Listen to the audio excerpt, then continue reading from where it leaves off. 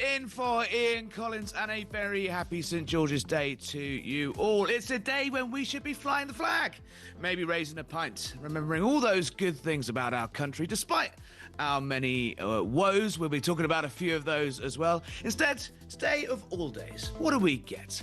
Yes, another hand-wringing lecture from our Prime Minister about decency over division, unity over hate. Apparently, flying the St. George's Cross today, even today, is a political statement.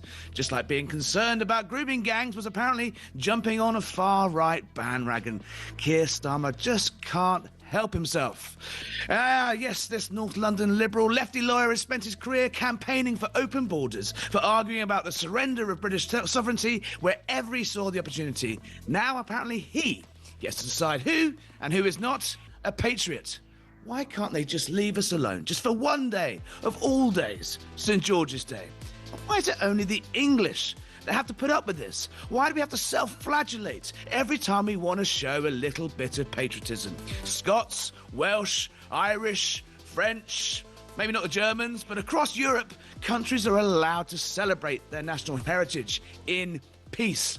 I'm coming to you today from the United States, where I now live, a country that salutes the flag every morning. They plaster it in schools, on buildings, on houses, on their cars, on their T-shirts, on their public places. You name it.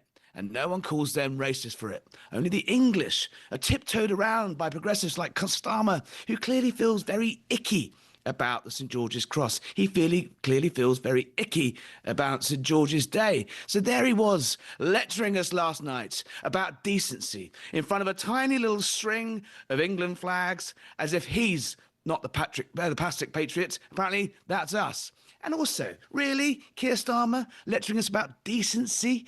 Decency like throwing every single person he can possibly find under a bus to save his job?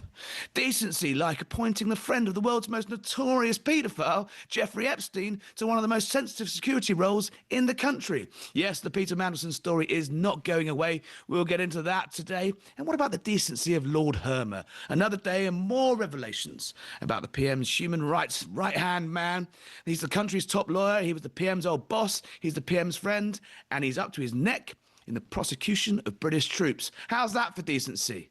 And what better way to celebrate St. George's Day than giving the French another 2 million quid a week to pull out the finger and apparently try and stop the boats? Yes, the deal to simply pay the French to try and make the problem go away. It hasn't worked so far. We've cost £500 million so far. Still nothing. So let's give them another 162 million to stop those illicit boats. Let's see if that happens.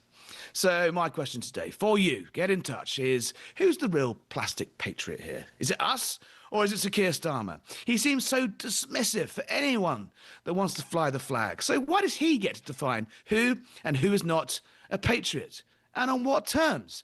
Give me a call. Let's talk about it. 0344 499 1000. I cannot believe, after many months of not presenting on this show, I have managed to get that phone number right just on the first time. 0344 499 1000. You can send me a WhatsApp voice note on the same number, or you can text TALK to 87222. Text costs £1 on the usual one standard network rate message. Sorry, there we go. Or tweet at TALK TV. Get in touch. We'll have a conversation. But first of all, I've got a guest here, someone who I think might have some views on what Keir Starmer's views on patriotism might be. It's Annunziata Rees-Mogg, Head of Communications at Popular Conservatism. Good afternoon, Annunziata. Happy St. George's Day. Are you a plastic patriot? According to Keir Starmer, almost certainly. I'm afraid my necklace is a Union flag, not a St. George's one. We'll forgive you. We'll forgive you that one. But at least I've owned it for about, I couldn't quite work it out, but about 20 years. I didn't just pop down the range and pick up a £2 string of plastic flags to hang on my mantelpiece. It did look ridiculous, didn't it? It's just like, what is he doing? And like, where did they get them? I mean, it's like they sort of wheel them out every so often, and it's just like these. It's just so cringe.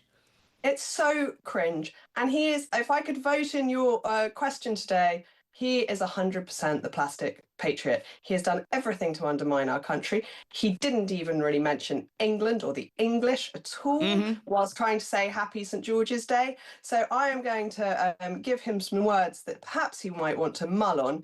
The English are best. I couldn't give tuppence for all of the rest.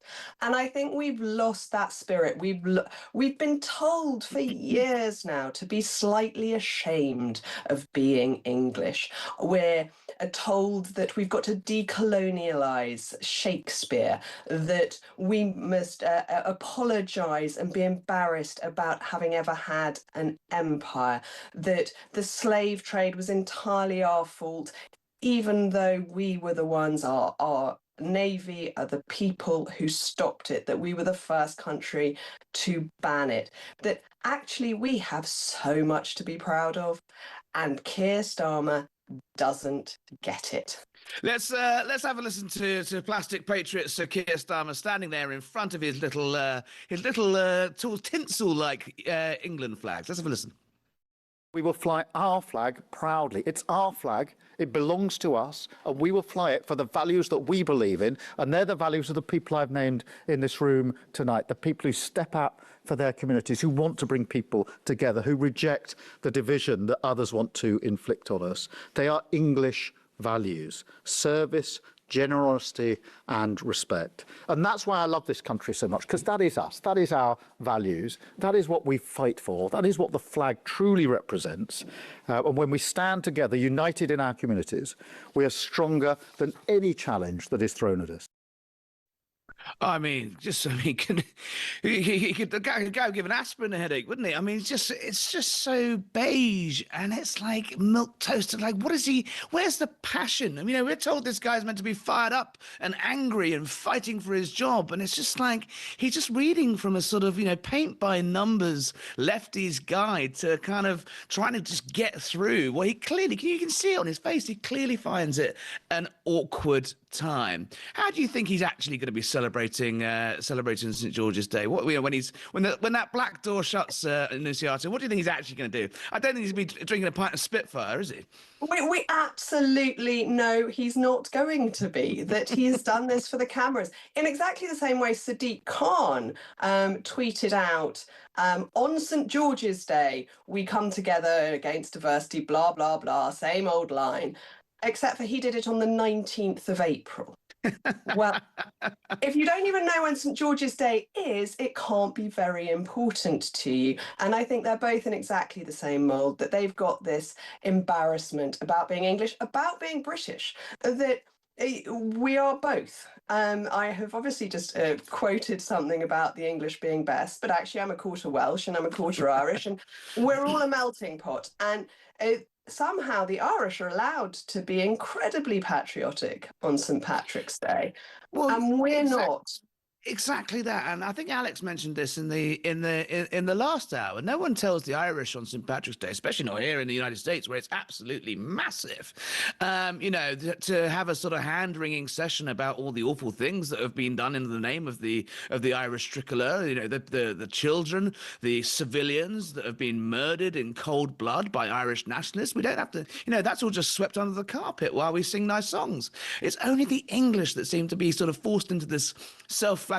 Why is that? Well, we don't lecture the Scots on St Andrew's Day. We don't lecture the Welsh. I mean, the French have they have the Bastille Day, where they slightly gloss over the the tens of thousands of people that lost their lives in the name of the French Revolution. And if we start to dredge up some of that stuff, you perhaps think French twice still before have essentially colonies. The French had colonies across the world, as we did, that they took part in the slave trade too. But there isn't a single country in the world that doesn't have something in its history of which it probably should not have pride. That doesn't mean you should write off your entire history. That I've recently been listening to Our Island Story with my children. And it is a fantastic book. It's over 100 years old now, but running through our entire island story, back to the horrors of the Roman invasion and when we were the victims, that every country's been on every side at some point, but we have produced some of the most amazing people, we saved democracy in the Western world. We have so much to be proud of, and we should be allowed to be proud in it. And I have thought for years that the English kind of just have a knowledge that we are wonderful and brilliant, and therefore we don't have to flash it everywhere. But I think it has become so bad that actually probably we now do. And in fact, we should all, like Keir Starmer, be popping down to B&M, other shops are available, and stocking up on our England flags in order to show that we are actually still proud of this country.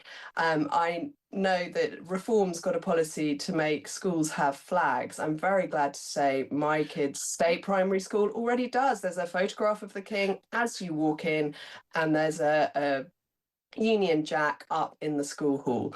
I couldn't ask for more. I think those values that he talked about, he should respect himself. His service to this country has been to undermine it. His generosity to it has been with taxpayers' money and never any generosity of spirit. And he doesn't respect our country or its people. And it's extraordinary. Do you think? I mean, I've been reading Reform's policy. I've been keeping an eye on things over in the old country from here. Do you not think it's? I know it's St George's Day, so they wanted like a nice St George's Day policy, but it kind of feels like so trying to hammer shut the stable door. I mean, the horse is well and truly bolted. It's going to take more than a couple of flags in the schools to turn around years of indoctrination, left-wing teaching unions who've fought back against every single sort of vague bit of patriotism on the curriculum. As you said, we're not talking about the good things that Britain's done. We're only talking about the bad things. We're still wanging on about reparations for slavery when it was Britain that freed the world from that evil trade. I do worry that it's something of a sticking plaster policy, isn't it?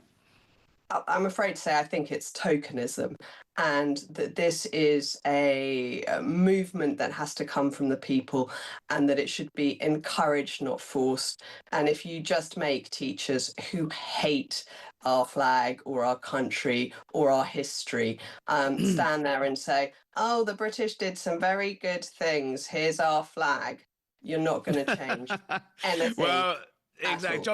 John from Liverpool gets in touch. Hi, Harry. Can we start a campaign to remove that waste of space, Keir Starmer's knighthood, because he does not deserve it for hating our country? To be fair, he did get that knighthood for banging up some fairly wrong, bad people. A lot of people that perhaps he did not, that went across his desk that did not get to prison, but he has locked up a few terrorists. I do think that's one of his redeeming features, actually, in his long career. Is he was pretty tough on terrorists and pedos when he was director of public prosecutions. But I understand the anger. Get involved in the conversation. 0344 499 1000. You can call.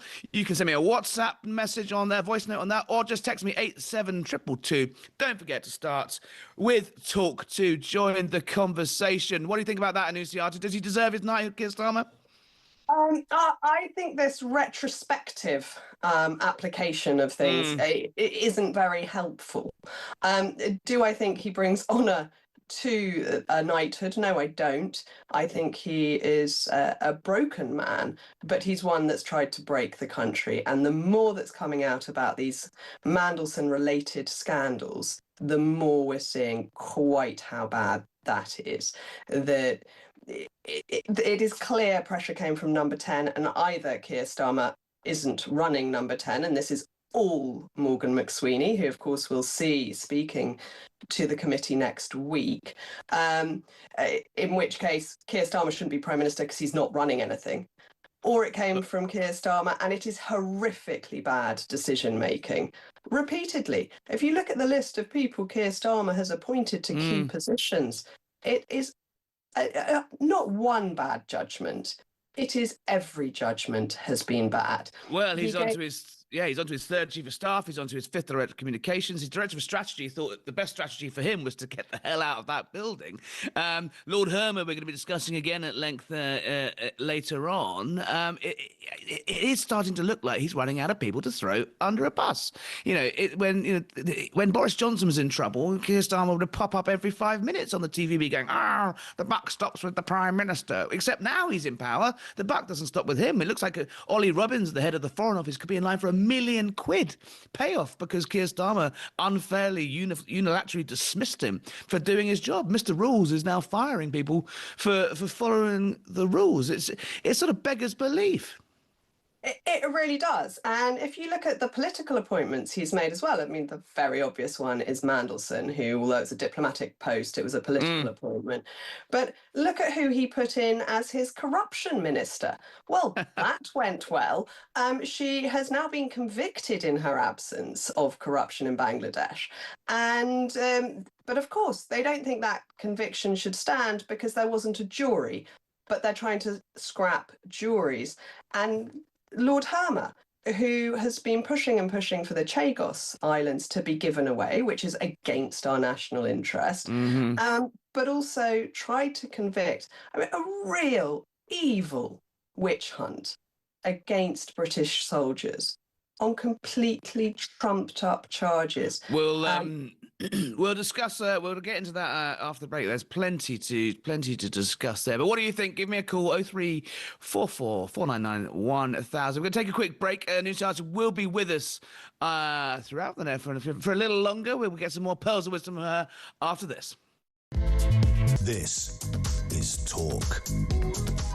Hello again, it's Harry Cole here, in for Ian Collins, and a busy St George's Day of, well, fairly interesting patriotic news.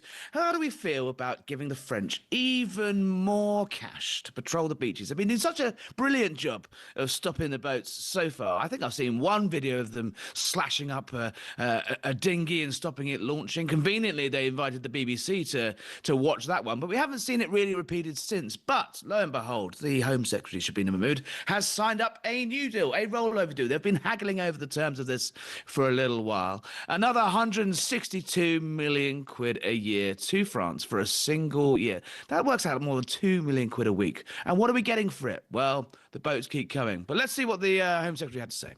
Just days ago, I was appointed Home Secretary with one clear priority: tackling illegal migration. The government has already laid the foundations. We have lifted removals to 35,000 people and struck a historic agreement with France. But the challenge that we face is considerable and we must go further. That's why I have hosted our Five Eyes allies: America, Australia, Canada and New Zealand. We have discussed the shared challenges that we face from enemies who have no respect for our borders, and we have agreed coordinated action to enforce security and protect our citizens, including tougher sanctions on countries who refuse to take back their own citizens who are living here unlawfully. I know that the British public expects us to bring order and control back to our immigration system, and as Home Secretary, I will do whatever it takes to secure our borders. So what are we getting for our extra £162 million a year to France? Well, riot-trained police will be sent to patrol the beaches of France. That sounds pretty good in my view. Perhaps, you know, if we've seen that, we all seen those pictures of the gendarmerie smoking cigarettes and looking on loosely as boats are launched into the waters, and they don't seem too interested in getting their pantaloons wet by getting in the water to stop those boats launching. So maybe some good old-fashioned British bobbies and their truncheons and maybe Stanley knives to slash those boats might have some better success.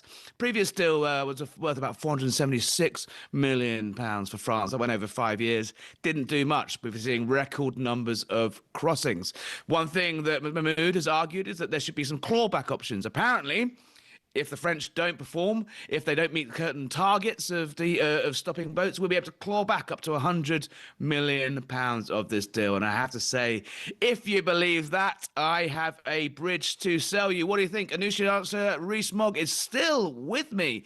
Anushiata, do you think we're ever going to see a single penny of this money coming back to the Treasury if the French decide that you know what, actually, yeah, we didn't do a very good job after all? Yeah, right. I'm afraid I don't believe it at all. We've already seen deal after deal with the French that have borne no positive results from the British point of view.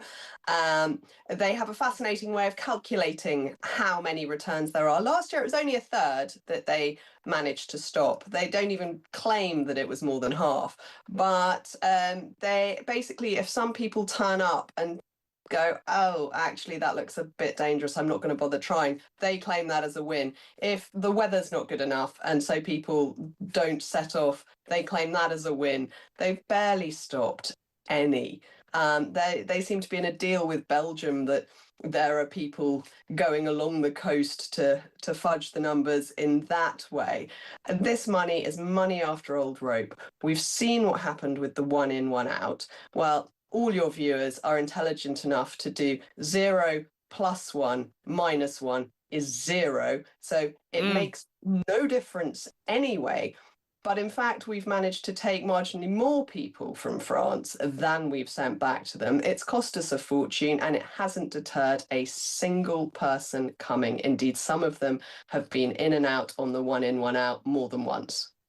It's just astonishing, isn't it? I mean, I actually went to Albania with Keir Starmer just before I moved to the United States, and he was trying to do a deal with them. They said, no, we're not taking your migrants. We were promised, the Balkans would be used to process people. There'd been talk of the Channel Islands being used. There'd been talk of the Falklands being used. We're literally paying the French money for old rope. You mentioned the one in, one out deal as a total farce. It feels like they're running out of road here on this. They can't just turns out this stuff was complicated. You can't just scream, stop the boats, smash the gangs. Keir Starmer said, when he came in, I'm not going to do 3-letter slogans. But then he had his 3-letter slogan, it was smash the gangs. The gangs look like, they look like they're rolling in it.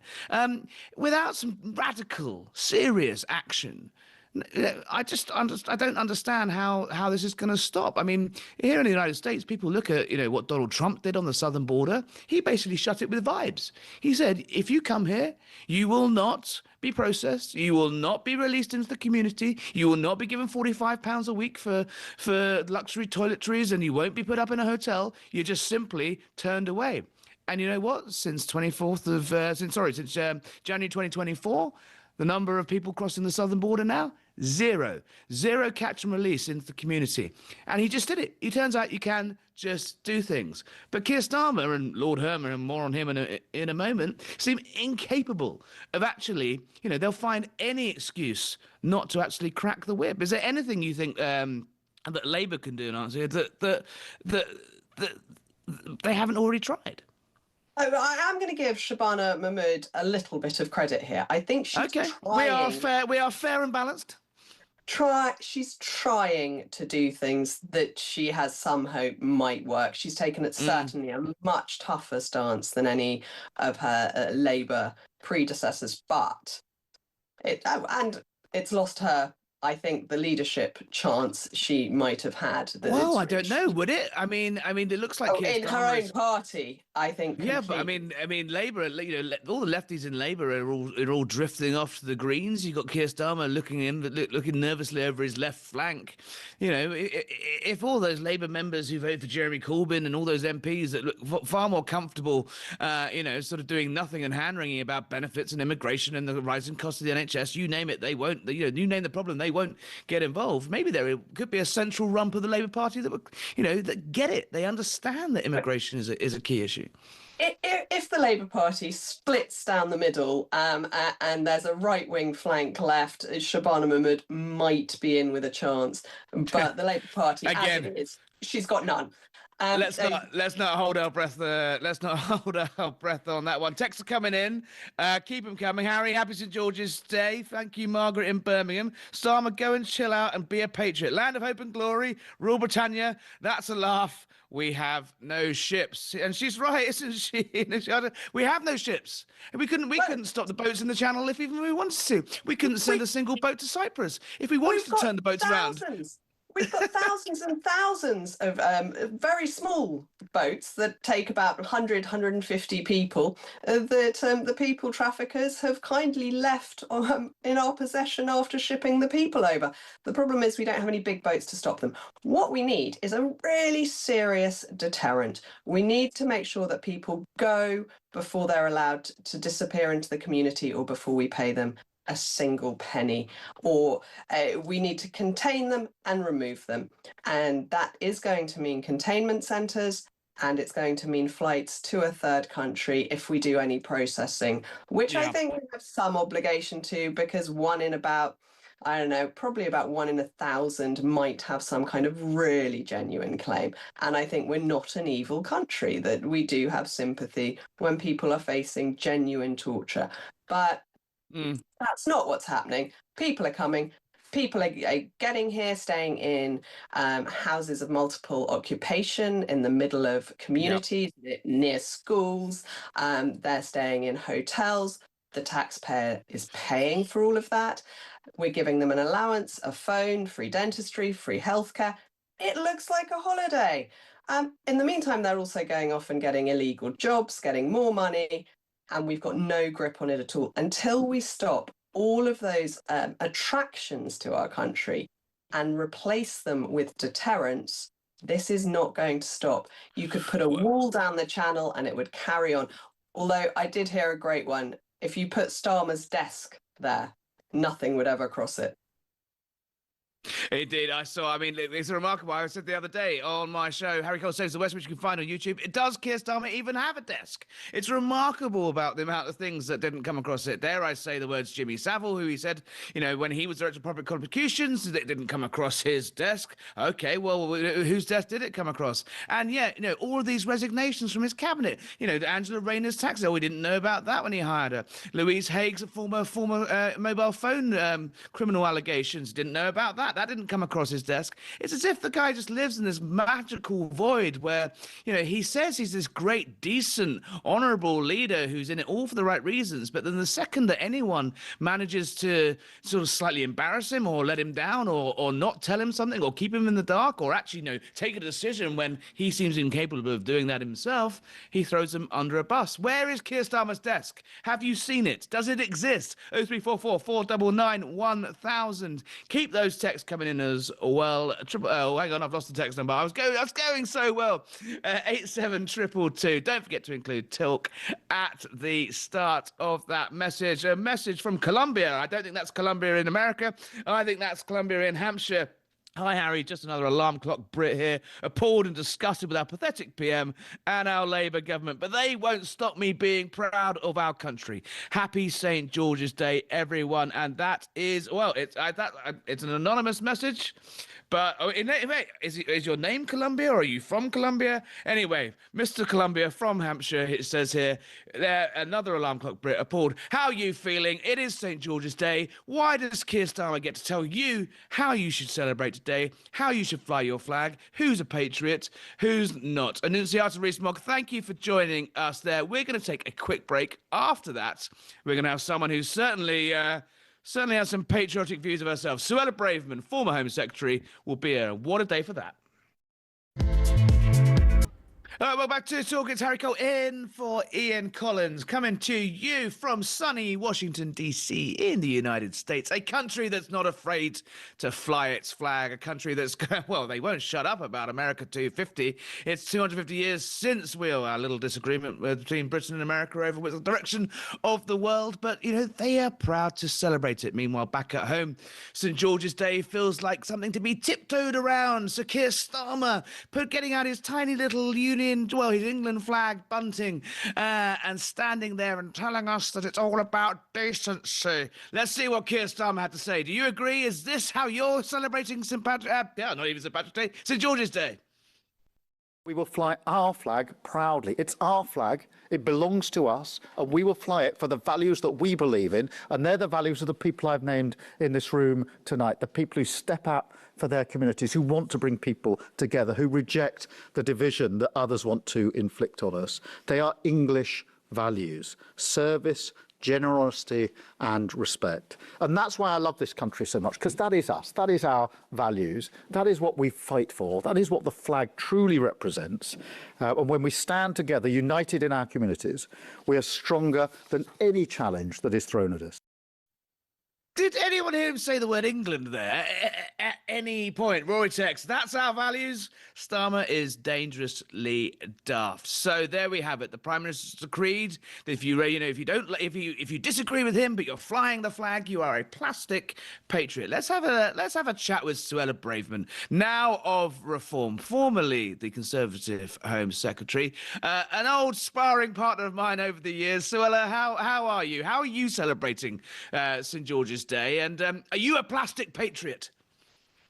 Very good to see you, Harry, and happy St. George's Day. Well, today I'm going to be celebrating by joining hundreds of Reform supporters in Gosport later today, as we have a big election meeting. We're deep in the campaigning and there's all to fight for, but we're fighting for our country. And today's a great day to celebrate the good and the virtue and the great contribution that England has made to civilization over the centuries.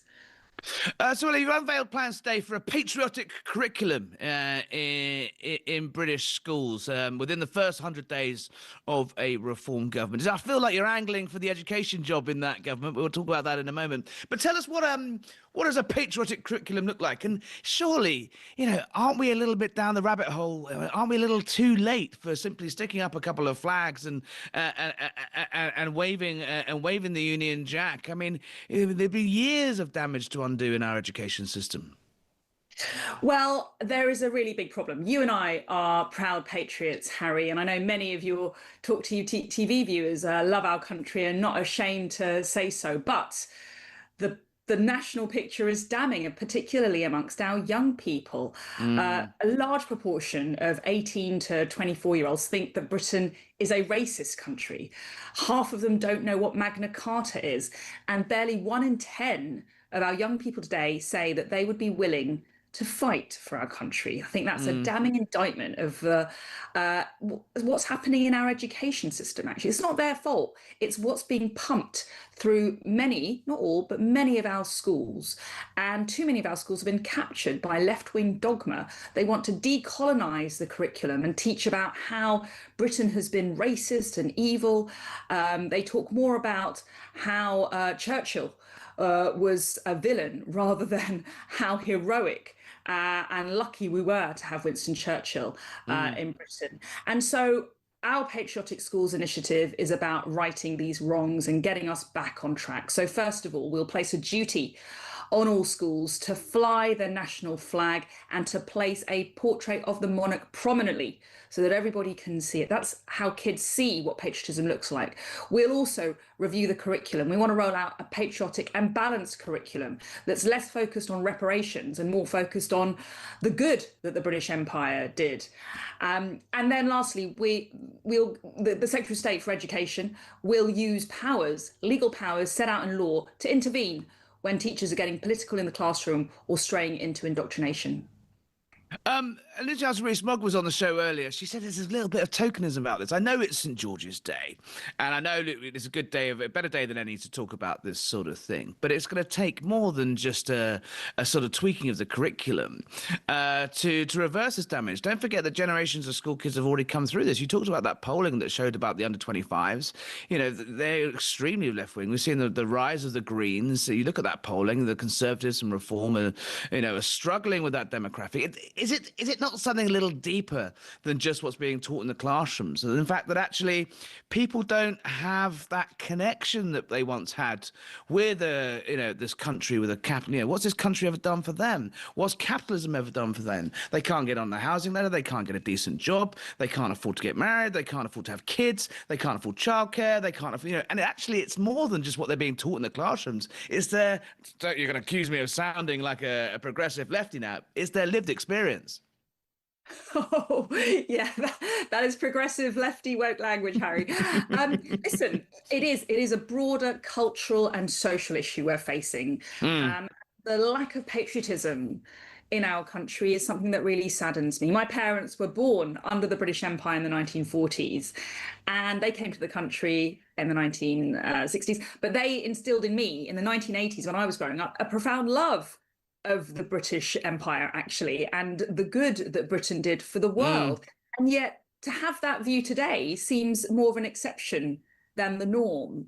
Our St. George's flag is branded as racist. by so many people, I dare say on the Labour benches, actually. Emily Thornberry, I know it was a long time ago, but a lot of people on the left think that the St George's flag is a mark of the far right. No, the St George's flag is a proud symbol of our great nation.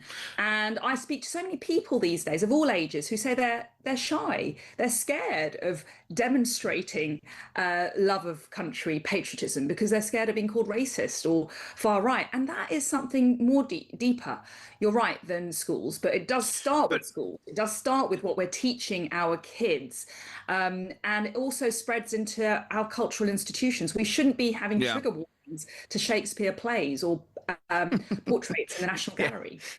Julius Caesar may contain violence.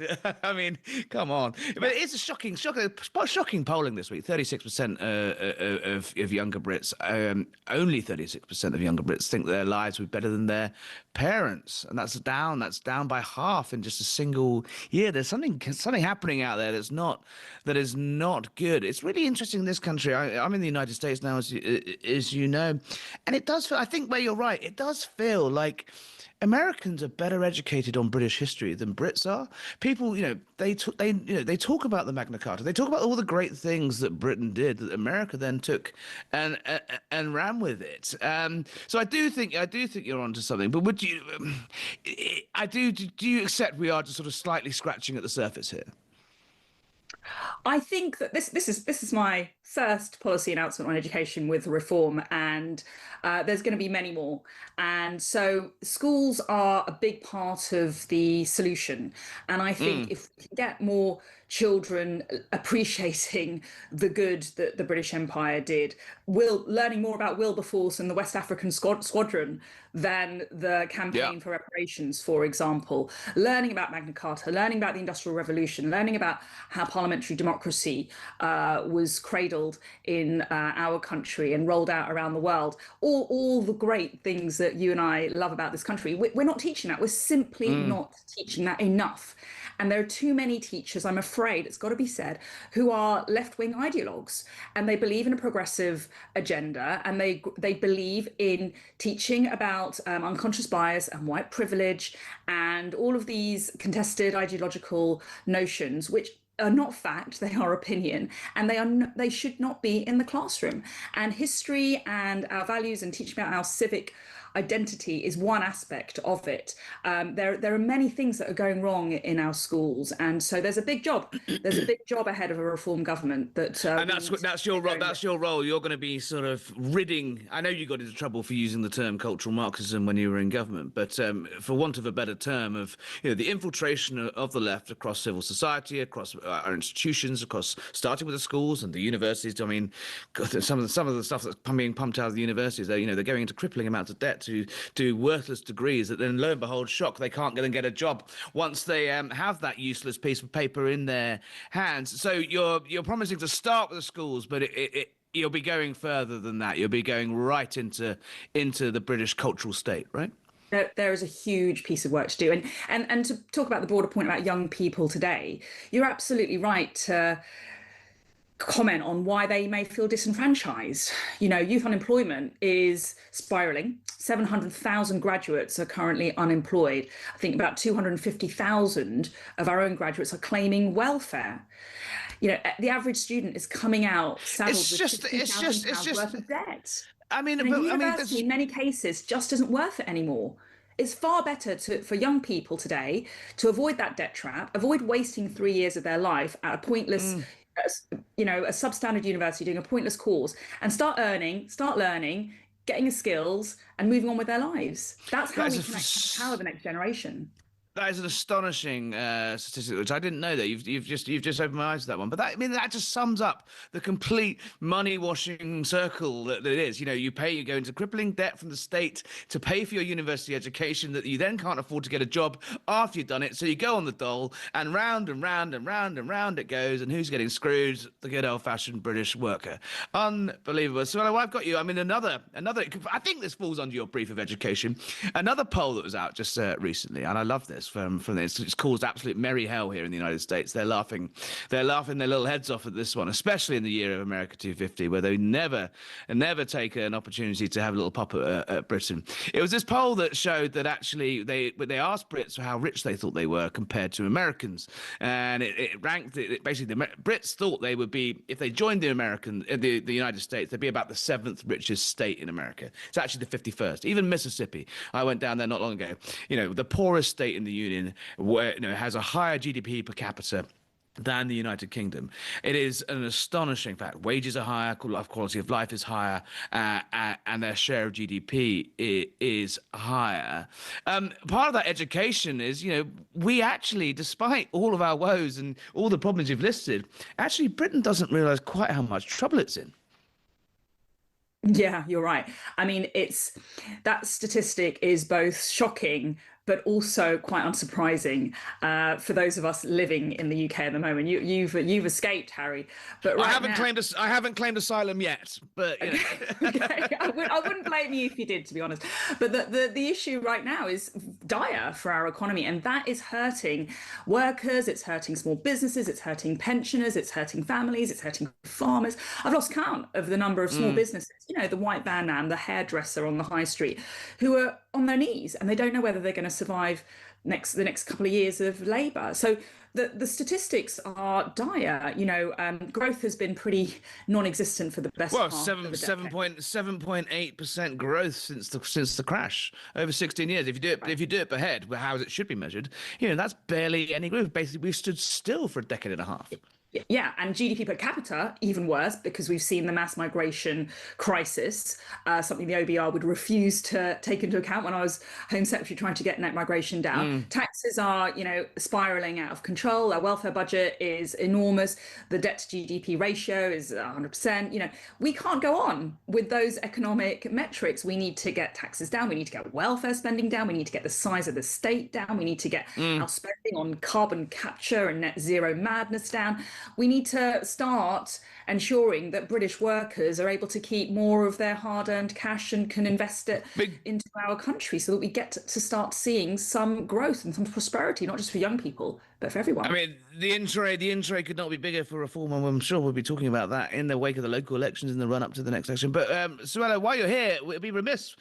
We're given your former role as Britain's Home Secretary. What do you make of Labour's latest announcements on this extension of the French deal? This is obviously something that started under the Conservatives, paying the French to try and stop some of these boats. Obviously, we've all seen the pictures of the gendarmerie refusing to get their feet wet and jump in the water. We see the occasional boat turned around, but it's hardly exactly value for money, is it? You know how hard, more than anyone, how hard that job is. Do you have any sympathy for Shabana Mahmood? Do you think she's doing the right thing in extending this deal? And do you ever think we'll see a single penny clawed back from Le French for not agreeing to their terms of the deal? Well, my answer is no. I don't think we will, because it's a farce, isn't it? It's Groundhog Day. We've been around this block many a time. We've seen, and I'm afraid I'm part of that hit parade of Home Secretaries who talk tough but can't deliver ultimately, because either their hands are tied like mine were, or whether they're it's just they're not willing to do what's necessary, which is the case with Shabana Mahmood.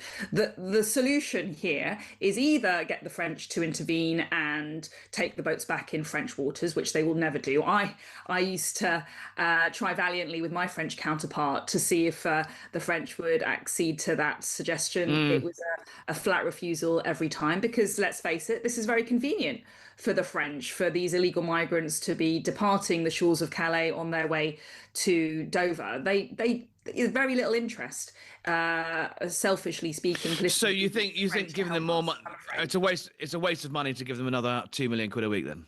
I think it is because really the solution is either a meaningful deterrence, so something that shows that if you're going to make this journey on the Channel, you're not going to be able to stay in the UK. Detention, deportation, swiftly. That's what's lacking. That has been lacking for years. And Shabana Mahmood is not willing to do what is necessary. She's not willing to pull out of the ECHR. She's not willing to review or change our human rights laws, which are the big obstacle to the government taking control of the situation.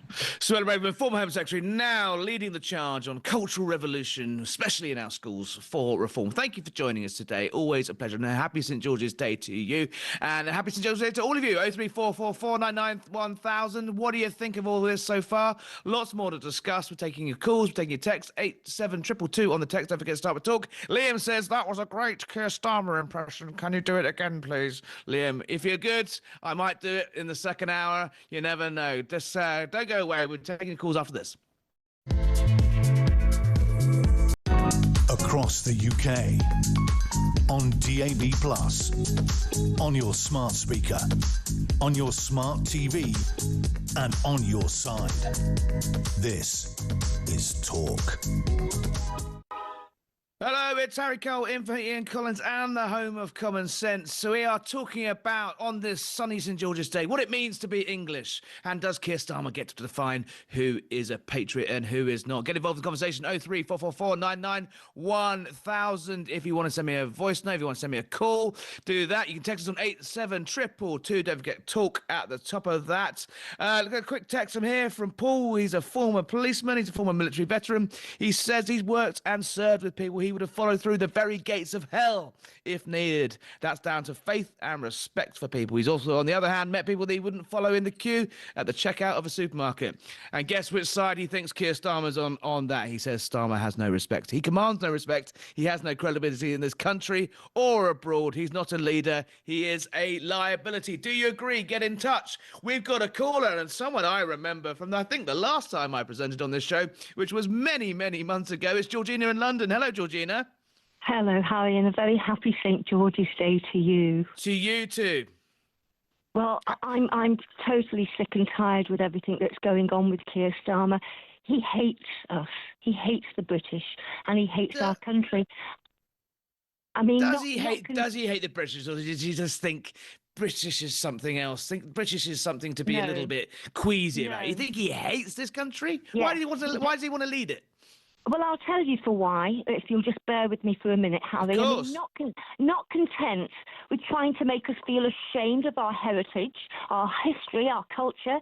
He wants to tell us that we, the patriots of this country, the lovers of all things British, that we want our flag, our Union Jack or St George's flag, we want to use it as a tool for division. Keir Starmer, Harry, is the father of division in our country. He hates everything that we, the British, stand for. His loyalties are to the European flag, the Pakistani flag, the Palestinian flag. His loyalties have never been with us, the British, and he couldn't have made that more clear if he'd have spat in our faces. Our children are being indoctrinated with a hatred of all things British. They're being taught to be ashamed of their heritage and their culture from an early age. They're being told to be ashamed of our flag. They're being taught that Britain and everything that it has ever stood for, that they should be embarrassed about it. We're not allowed to celebrate anything anymore, Harry, to do with our history. We're seeing shops celebrate foreign holidays whilst our own are being cast aside and forgotten. We're seeing Palestinian flags left, right and centre whilst our own flag, the flag of our country, is called diversive and intimidating. Every policy, every legislation, every new rule this man, Keir Starmer, has brought in is just another constitutional straitjacket to put every British subject in our country in. And every new rule that he makes dilutes our Britishness a little bit more. He's done his very best to water down and to destabilise everything that makes Great Britain great. And I, for one, have had enough of his treachery, Harry, to both our country and our people. I'm really upset about this. When you're advised against flying the flag of your country, when you're living in that country in fear of offending visitors from other nations who've been given the privilege, Harry, and the luxury of being allowed to stay here in our country, that's when you realise that something is exponentially wrong within the very heart of our so-called government. These people running our country do not care about the British people. They are a pretty damning assessment there, Georgina.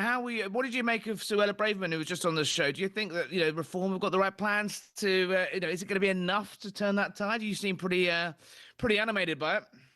Well, do you know what? I would love to think that Reform were the answer to our prayers, and I think getting Reform as the next government will be a step in the right direction to getting this country back to where it used to be, and it's going to take decades to do it, Harry, because where we are now, we are being put in a hole that we're not going to get out of, both financially and culturally.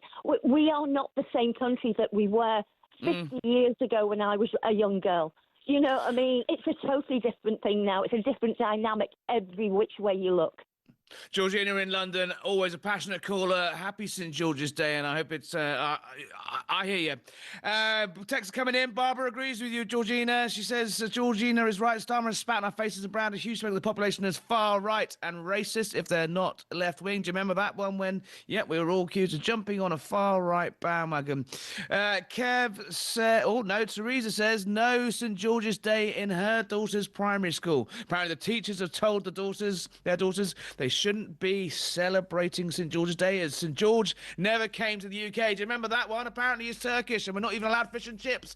But currently that's foreign as well. Nothing's allowed to be English. Remember that? God, Keir Starmer would have liked that one. One more text. Afternoon, Harry. My daughter did a four-year primary school teaching degree starting in 2017. She left to £89,000 in debt. Well, there we go. Coming up after the break, we're going to talk about that deal with the French, and we'll finally end the migrant crisis. It's St. George's Day. This is Talk. I'm Harry Cole. Don't go anywhere.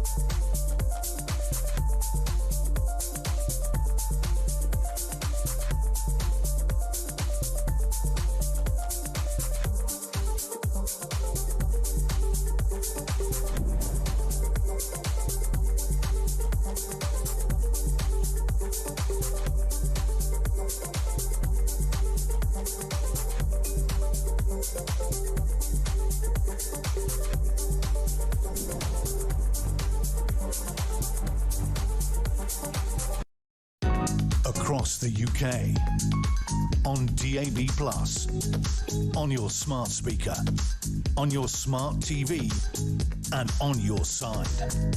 This is Talk.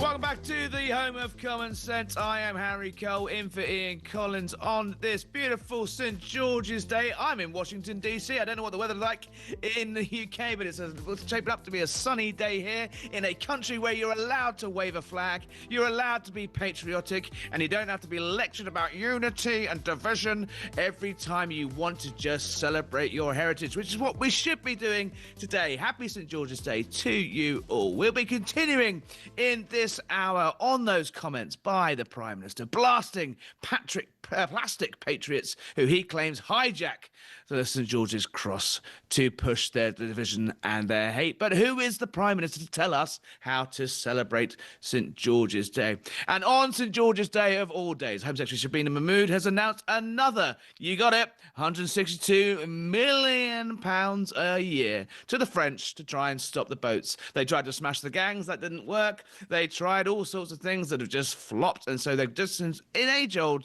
truth, got out the checkbook again. But will it work? We'll talk to experts. We'll talk to people that know how this stuff works on the ground.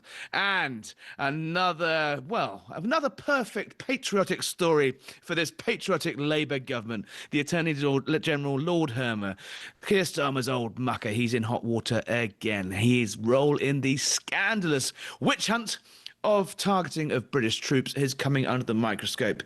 He's all denials, but a new evidence published in the Telegraph showed the key role he played in those horrendous prosecutions of British troops for simply doing their jobs. We'll be discussing all of that and much more to come.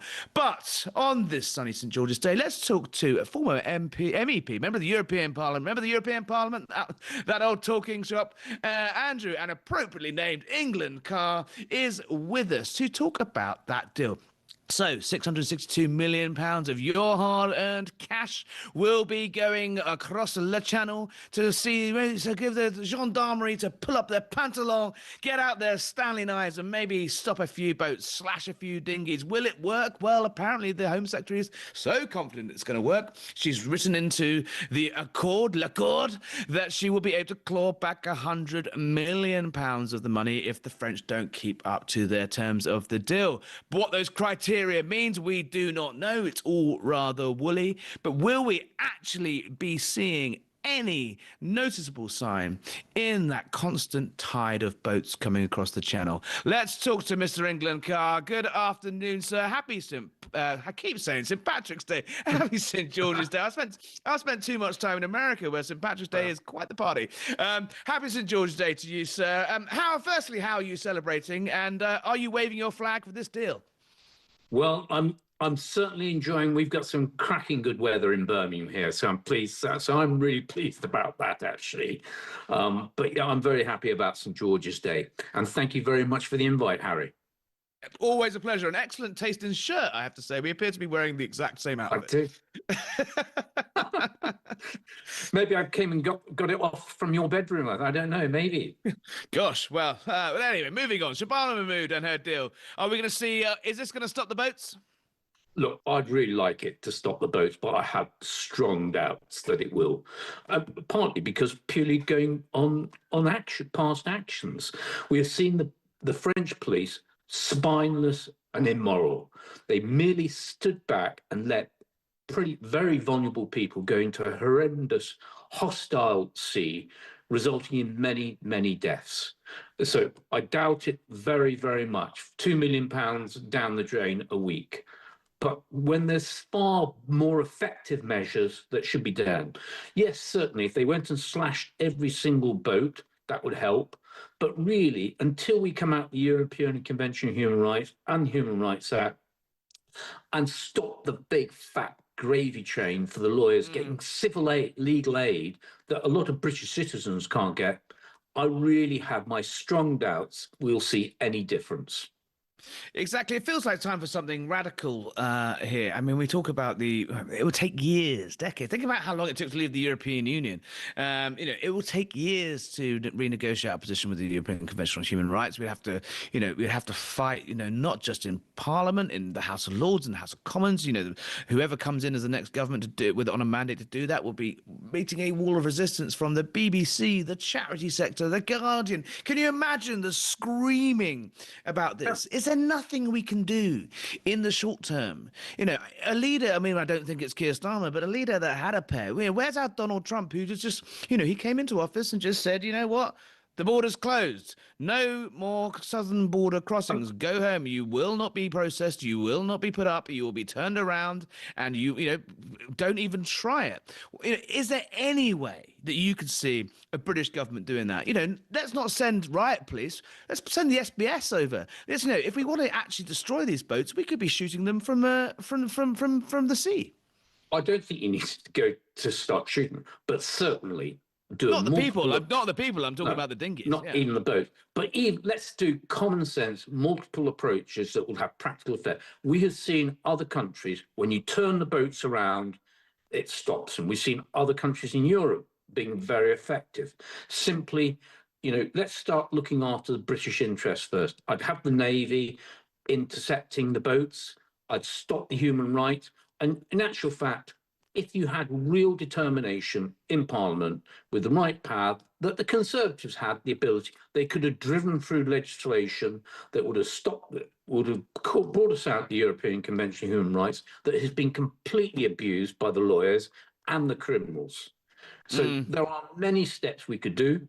You just got to grow a pair and get on with it. But this is just a bit of fanfare that I do not think is going to really work, because I don't think the French are scared of water. They won't even go in the water most of the time, except for a few BBC high clips where they slash one boat. Big deal. You know, come on. I might have been born at night, but it wasn't last night. I'm afraid I don't think it's going to work.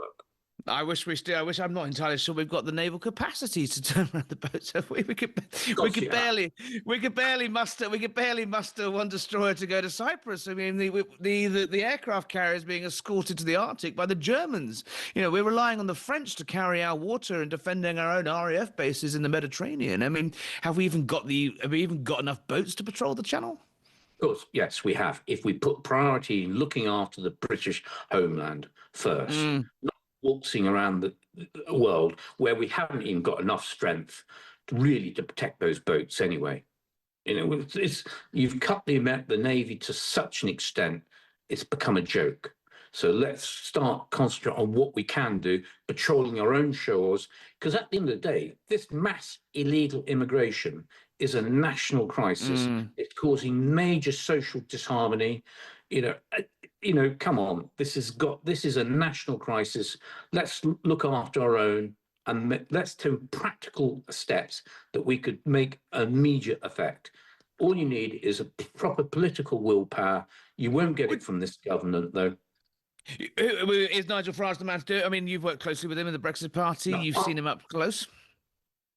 I think Nigel Farage looks after Nigel Farage first and foremost, and I'll give you one clear example of this. When we had the Boris deal, there are many of us in the Brexit Party who looked at it and we saw it was no better than the Theresa May deal. And I said to Farage, what do you think? And he said, I'd prefer a second referendum to this. But he didn't have the moral fibre to go public on that. And where I was. And I think, you know, I go how people act, not what they say. So I'm afraid I have my doubts about Nigel Farage really having the willpower to pull it through. Well, if not him, then who? I mean, he says the Labour can't do it. Conservatives, you know, these problems, the boat started in 2018 under the Conservatives. They went round the houses on this. They didn't leave the ECHR. They're saying they're going to leave the ECHR now, but you know, do we believe them after 14 years of throwing open Britain's borders? You're quite right. Maybe they've learned a lesson. They've got such a pace, you know, quite rightly. They acted like a bunch of scoundrels when in Parliament, the Conservatives told a pack of lies. And, you know, quite honestly, the public gave them a good kicking. Maybe you might have Rupert Lowe. I know he's still got a long way to go, though. But maybe the Conservatives have got a bit of backbone now, because we can't carry on like this. We're going to face major civil unrest if we do not control this mass illegal immigration and stop rewarding criminals coming into our country. Andrew, stay there. Texts are pouring in. Immigration, Tony Adams, Australia, Donald Trump, America. They stopped it in a week. Well, not quite a week, but they certainly did stop it. Says Derek in Hertfordshire. Victor Orban in Hungary. Well, no longer up. No, he didn't let it start. Why does the UK not want to stop it? Says Derek. And Derek, he's on one today. Navy on the boats, Air Force on the helicopters, Army on the beaches. I mean, this is almost St. George's Day poetry. Do not let them into our waters. Just stop them. And then adds ban French fishing as well. No money paid to France. Isn't it, Derek, right there, Andrew? There's levers we could be using under the terms of the EU deal. We let the French, the Spanish, pilfer our waters for another 15 years or so. If we wanted to play hardball with the European Union on defence and security and intelligence sharing, we could easily do that. Why aren't we playing hardball in the way the French are? Absolutely. And the French have done that many a time, haven't they? Remember the farmers, they're farmers and tourists for doing. You just got to grow a backbone and go in, look, we're going to look after British interests first and stop pandering and paying out a fortune, especially to the legal aid lawyers that quite honestly have, encouraged criminal activity, some of them. And, you've got to be call a spade a spade. Stop messing around. This is a national crisis. We can and should take proper action. Brian says, good afternoon, Harry. On St. George's Day, and it's his Auntie Sis' 99th birthday. Happy birthday. What an innings, Auntie Sis, 99 years old on St. George's Day. What a great birthday. Brian says we should give them nothing, give the French nothing. We should be building detention centres.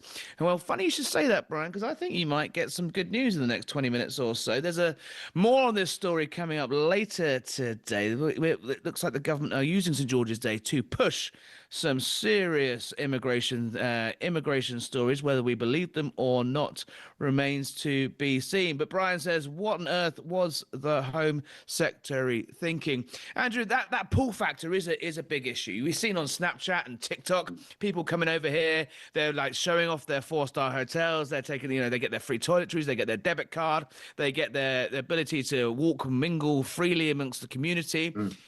Why not just slap them in a detention centre? Why not lock them up in a former army base? And why are they allowed to roam freely across the country, across villages and towns in Britain, while they're having their asylum process? That pull factor is clearly, obviously, the easiest thing to stop. You're right. There is a tremendous pull factor, which even the French quite rightly point out. That's one of the reasons. Now, so what we do, we stop the pull factor, stop paying them, contain them. As soon as they come in, they are contained and deported. But okay, for the odd, rare ones, that is a genuine asylum seeker, that's different.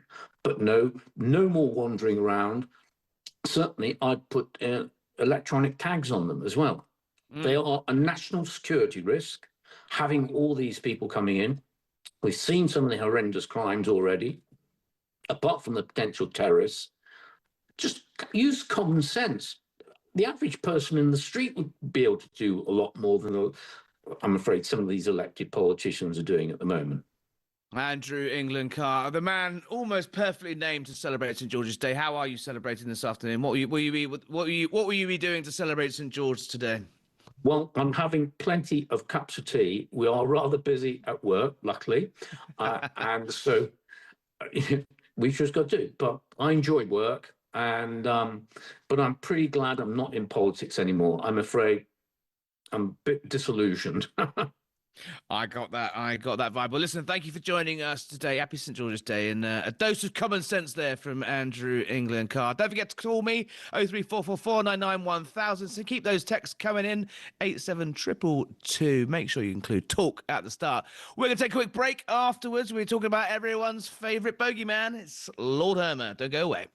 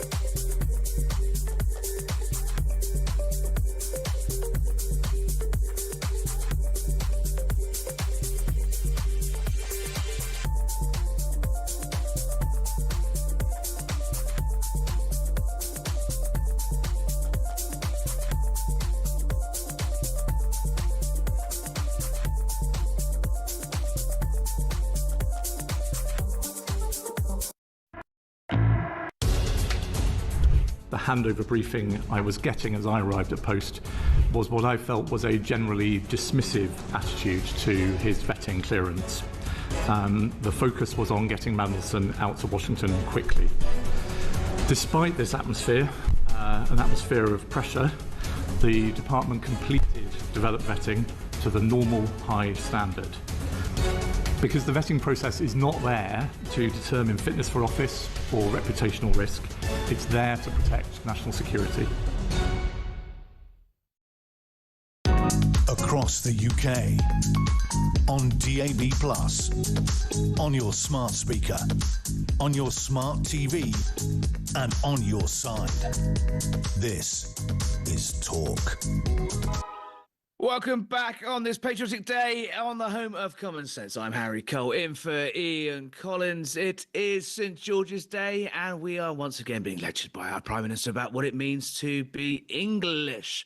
Meanwhile, his right-hand man, Lord Hermer, well, you could say his left-hand man, Lord Hermer, the Attorney General, never a man shy of controversy. He's a man that wants to give away the Chagos Islands. He's the man that's stopping proper intervention in the Channel. He won't let us board Russian shadow fleet ships. You name it, he'll block it. He'll find a legal angle to stop it. But this is a man with his own rather checkered past. There isn't a single anti-British case that this man hasn't really been associated for in some time. He even once defended Gerry Adams, of all people. Yes, Lord Hermer, the doyen of human rights lawyers. Keir Starmer, he's a guy that Keir Starmer, the lefty North London liberal lawyer, looks up to as the king of lefty lawyers. If you would make lefty lawyers in a lab, you would produce Lord Hermer. He's a very charming guy, he's very smart, he's very dangerous, and he's under the spotlight in the Telegraph today, where his role in a decade-long scandal pursuing British troops for what happened in Iraq and Afghanistan has been under the spotlight. Andrew Fox is joining us today, a former major in the Parachute Regiment, now the Senior Associate Fellow at the Henry Jackson Society, and a man who I can safely say is not a plastic patriot. So I hope you're listening, Keir Starmer. Andrew Fox, you don't tell Andrew Fox what it means to be British. Andrew, happy St George's Day. Fill us in on where we are with Lord Hermer. It's a little bit complex, but top line, he wasn't on our side again. No, and it looks certainly from the emails that the Telegraph has published that he was giving serious advice for as much as 10 years to people who were trying to sue British soldiers through the British courts for actions they undertook in Iraq. It turns out in discovery that these are members of the Mahdi army, which was who the British were fighting in Basra in Iraq. So he was representing people who actually fought and killed British soldiers, potentially. And there are some really damning lines in those emails, like, this might not have been a crime, but we need wiggle room. Comments like that suggest that perhaps there was a good knowledge that these might have been fake, and yet they were still pursued and hounded British soldiers through the courts. And one of the lawyers involved was even struck off and convicted of fraud over this. It's a name we haven't. It does seem particularly sordid.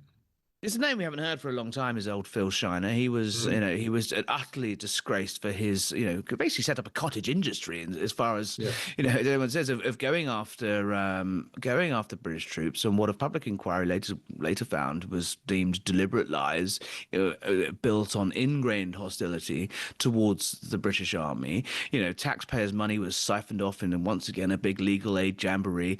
And lo and behold, all of these cases were suddenly sort of mysteriously put up without a body, without any evidence, without any witnesses, and troops pursued.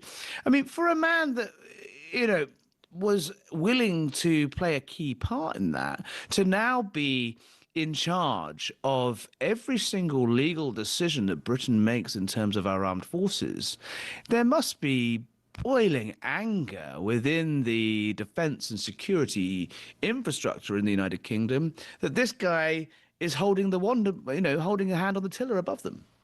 Well, absolutely. There is a contract between the soldier and the government they serve, and that is that the government will send their soldiers away to potentially take the lives of other people in other countries. And in return, that use of force will be protected as long as you carry out your actions within the law of armed conflict. It's a very unique kind of gift, not gift, but allowance to a soldier that you can go away and actually kill someone legally.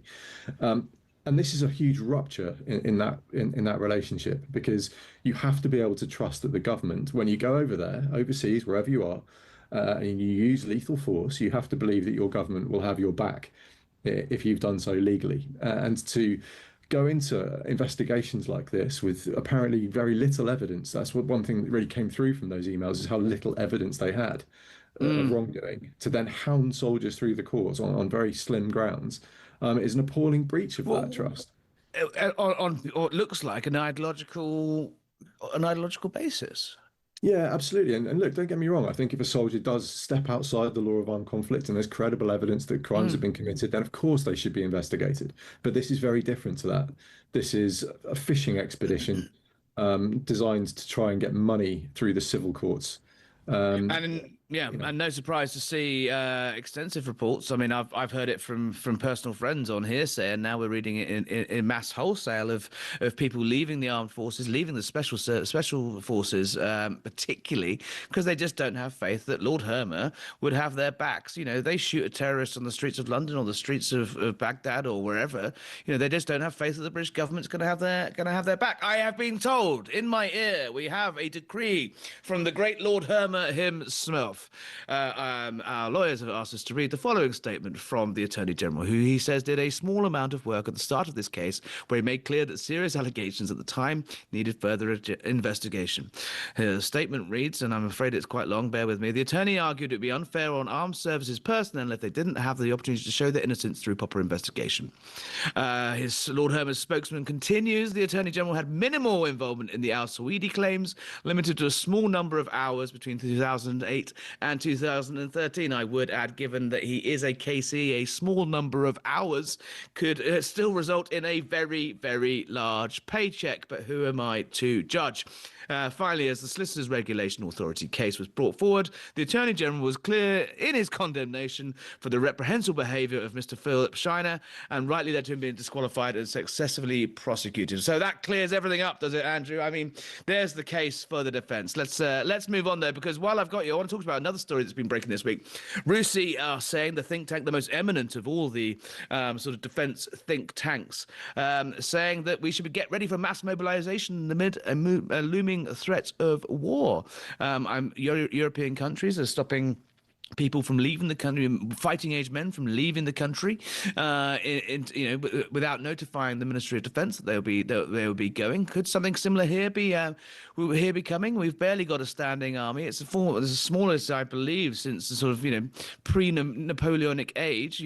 We've talked at length about the appalling state of the British Navy that's being shepherded across the Arctic by the Germans. The French are carrying our water in the Mediterranean, defending Cyprus. We're trying to pay to give away Diego Garcia. Not that we'd let the Americans use it anyway. I mean, are we really in a state? What does mass mobilization look like? I mean, the coalition of the willing is clearly in Keir Starmer's head, but we couldn't scramble a battalion if we tried, could we? Look, we need to get ready for things, and these things do take a huge amount of time because, as you correctly say, we are starting from some hundreds of meters behind the start line. We're not even at the start line at this point. We need to shuffle our way there in due course. And one of the key lessons from Ukraine, I think, is that mass is still a thing.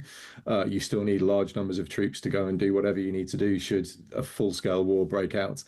And you can't do that with your regular army. There's not a regular army in the world that wouldn't need some kind of mobilization of reserves in order to get that number of troops over the line. So you need to start doing the work for that now, because think about it this way. Look, we've got this very small army of 69,000 or so.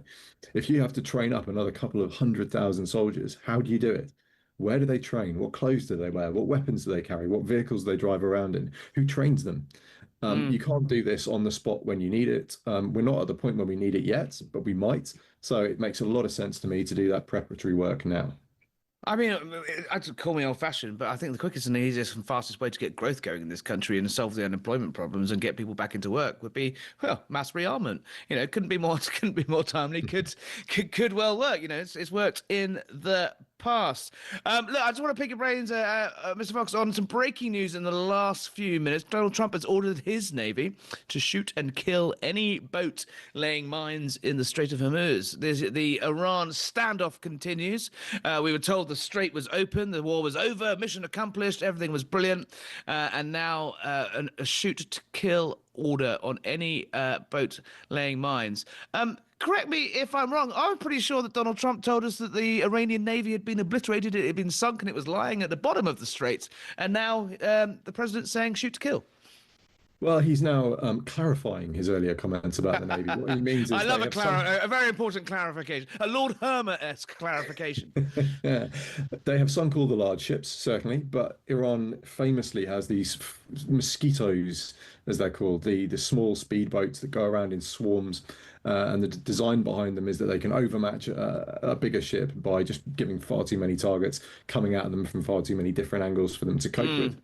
And yesterday we saw on social media someone caught satellite footage of these small Iranian boats flying around the Strait of Hormuz in a swarm, very, very clear waves coming off the bows of the boats. You could very obviously see them. The suggestion is that they may have been mine laying. And of course, Mr. Trump is in a strategic bind. He needs the Strait of Hormuz open due to domestic economic pressures caused by the inflation from cutting off 20% of the world's oil supply. And so it's clear that he's now taking an escalatory action against these small Iranian boats to make sure that no more mines are laid and makes the job even more difficult.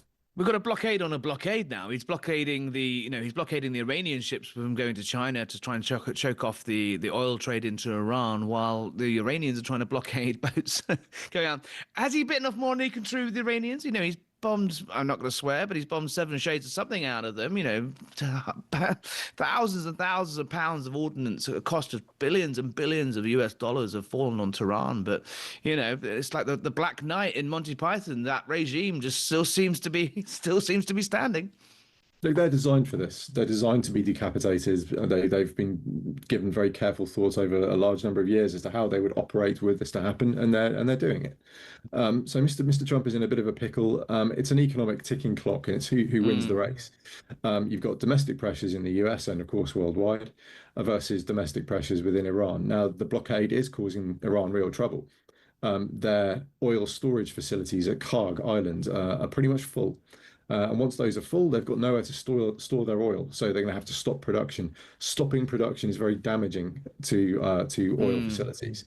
So that could put real pressure internally on the regime if they can't pay their people, if they suffer internal domestic economic collapse. That might well have the effect of getting them to the table and to agree a deal in Mr. Trump's favor. However, the other side of this equation is the gas prices at the pump in well, America. exactly that. It's who's going to flinch first. Is it going to be the Iranians that run out of money, or is it going to be Donald Trump that runs out of popularity in a midterm year that was already looking pretty testy for him? Remarkable. Geopolitics coming down to good old-fashioned politics. Andrew Fox, how are you celebrating in one sentence St. George's Day today?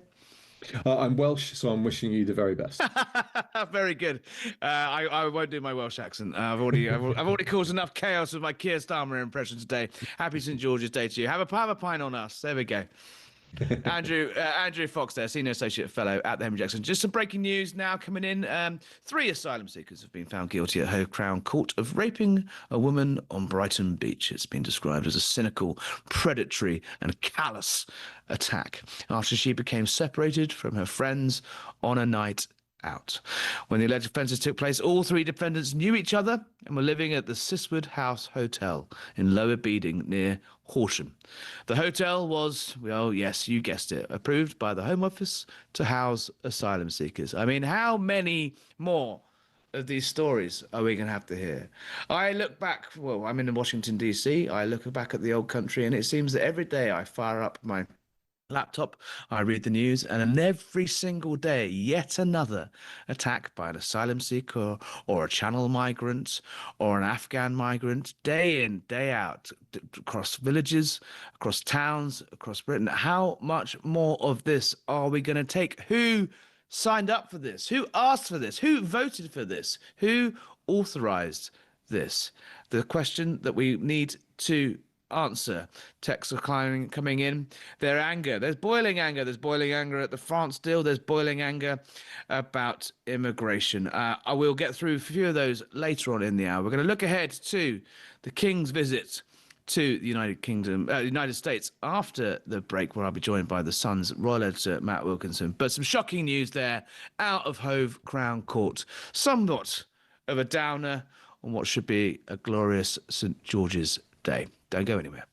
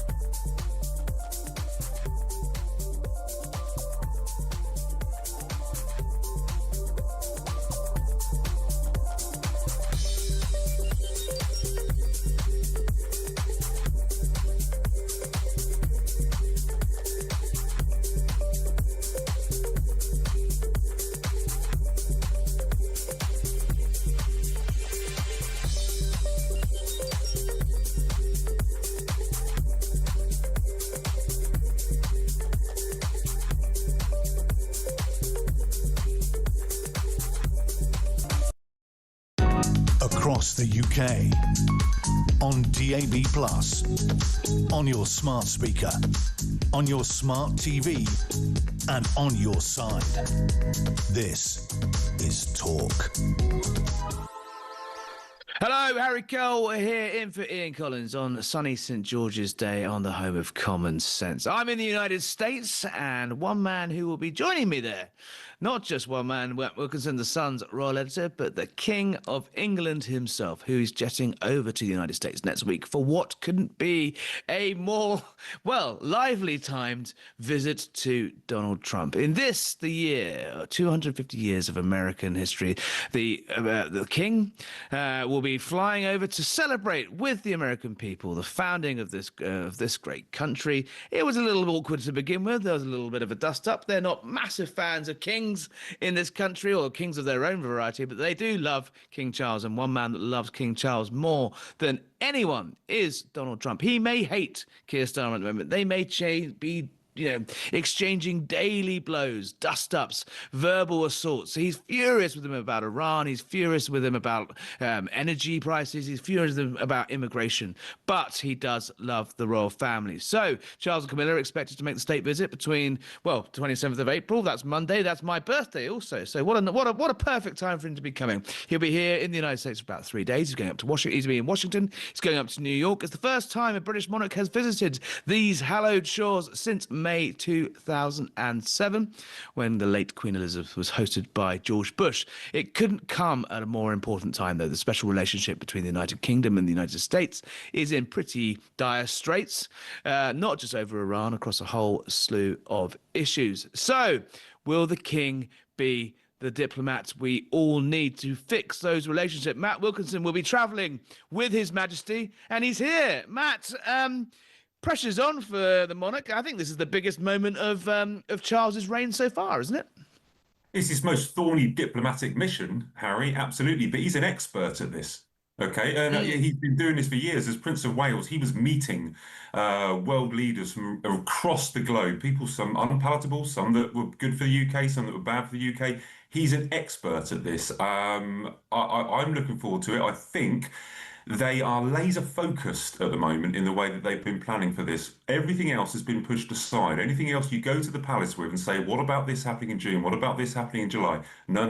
They're all focusing on these 3 days highlighted there, the importance of this state visit. But he's an expert, and I think he's having a couple of days rest at the moment. He's up in Scotland, probably preparing these speeches, these two speeches that he's got to produce in Congress and at the state dinner. But I've got faith in Charles. I think he'll absolutely smash it. I've been on state visits of him all around Europe, and I think he's excellent at this kind of thing. Before we get into the sort of nitty-gritty of the diplomatic handling of Donald Trump, how is the king? Because obviously that's a question I get asked all the time here in Me America. too. There's deep concern for his health. There's deep worry. This is a man that's waited all those years for this job, and then obviously the news of his cancer came through. I mean, he was. I remember when me and you were both working on this story that this visit was going to happen. I think it was late last year that we wrote it was going to happen, but they were very keen to stress that it was all subject to the king's health being up to it. He's coming for 3 days. It's not the longest trip in the world. He's going to sunny Bermuda afterwards, I think, for a bit of an R&R, which sounds quite nice, I have to say. How is he? And is he up for it? Oh, he's definitely up for it. I mean, I've seen him lately. He's looking well. But he is an old man. He is in his 70s. Well, maybe I've been rude to people in their 70s, but he is a man in his 70s that has constantly worked hard. Last year, he was the hardest working royal. He even dethroned Princess Anne. I don't think there's any question about how hard and how devoted he is to the job. I think it was a crushing blow for him when he had cancer and he realised he had to stop work. Camilla was telling him to slow down. But since then, hearing all these marvelous medical advances. And I think in December, we were told that he was scaling back his cancer treatment. So I have been quite pessimistic in the past, but over recent weeks and recent months when I've been in his orbit, he's as good as ever, yeah. And so obviously, look, the elephant in the room, Donald Trump. People expecting fireworks next week, I think, was probably temper their expectations, right? If we go back to the state visit to the United Kingdom by President Trump last September, he didn't really put a foot wrong, right? He did a couple of tweets about wind farms and energy prices, but, you know, in front of the king, he was Mr. Well-behaved. He loves the royal family. I think the late Queen reminded him of his own late mother, who was Scottish, quite a small, stoic woman, and his love of the royal family is well documented. This is why Britain's doing this. This is why we're love bombing President Trump with all these visits. This is why the king's coming, right? Will the king be able to resist the pressure and the urge to perhaps, you know, he's going to be addressing Congress, he's going to be giving some public remarks. Would he be remiss, and would it be a risk for the king to perhaps just maybe temper Donald Trump's wilder sort of edges? He said we live in troubled times the other day. Was that a hint at Donald Trump? Well, there are two possible things here. You've got scripted moments and unscripted moments. So the speeches that he makes at the Congress and the banquet they'll literally be shown to Keir Starmer before he comes in. He'll put a red line through anything he doesn't like. And so I think those speeches will be crafted to send a certain message. But you have the unscripted moments. Now, we as journalists are being kept out of the Oval Office when they meet. It's so photographers only for still photos. So I can think of a few reasons why. We saw Zelensky, we saw Starmer, we've seen the Turks all get an ear bashing from the president. But that gives Charles the chance to have an honest and open conversation with Trump. And they've had chats before. You're talking about, I think it was back in 2017, I think Charles met Trump, and they were meant to meet for 15 minutes. They met for 90 minutes, and the whole time we were told was that Charles was speaking to Trump about the environment. And I don't think they're a meeting of minds on the environment. I think they share completely different views. But Trump listened to him for 90 minutes. I think it was a book that came out and said that Trump was bored by the conversation, and Melania was saying, yeah, it was a bit boring, the conversation. Trump has said no. And in those intervening years, when Trump wasn't president, Charles was still writing to him. He was still actually paying attention to him. And Trump loves to be flattered. He loves to think that Charles would want to keep in touch with him. And he sent him a message via the embassy after the assassination attempt. He's kept in touch with him. And the idea that perhaps they don't get on, or the idea that they are different in their values and ideas, I think that actually benefits Charles, because I think he can meet him in the middle, he can talk to him, he can speak to him man to man with journalists hanging around. And it's going to be these unscripted moments that we're kept away, these kind of behind the scenes thing, where I think he could say a few words in Trump's ear and make. You had a wonderful story a couple of weeks ago where he changed his mind about criticizing British soldiers in Afghanistan. It is that kind of thing. But you do know, though, Harry, you do know that after this trip, I think it will go swimmingly. Okay, I think that the speeches will be great. I think Trump will be on his best behaviour. I'm going to be at a garden party with Trump and the King, and I think he's going to be his best behaviour there at the White House, and I think it totally diplomatic. But as soon as Charles is off to Bermuda, as soon as he's maybe flying back to the UK, wheels up. The thumbs come out. Trump will be saying something. He will be posting something online, and that's what we've got to worry about, or not worry about, but that's what we've got to be excited about, to see what if he does share on any conversations that he's had with Charles. Yeah, I mean, the protocol goes that you're right about that, using that relationship to flex. Someone was telling me not long ago that not only did he manage to convince, as you just said there, the president to temper his comments about British troops not resisting the front line. A direct missive was sent from the King to the president via the embassy. A remarkable story I heard the other week about at the state banquet in September last year at Windsor Castle. They had the two of them had a cup of tea afterwards, because obviously Donald Trump doesn't drink. I don't think the King drinks quite as much whiskey as he used to. So the two of them had a nice cup of tea afterwards, and actually. The King decided to pick up the mantle of a British, very very sensitive British trade policy about whiskey tariffs, and the fact that whiskey imported from Scotland into the United States is charged ridiculous amount of tariffs. And actually, the King was saying, if there's a distillery in your mother's old village, in the Scottish Highlands that is entirely reliant on their Scottish exports, and these tariffs are really gonna hurt. And if you wouldn't want the Trump family name to be besmirched in that village, so he knows what he's doing. It'd be amazing to be a fly on the wall in some of this stuff. How much colour do you think we'll get out of these meetings? Will the palace courtiers, will the men in tights give us any insight to the drama, Matt? Will you be there with a cup to the door?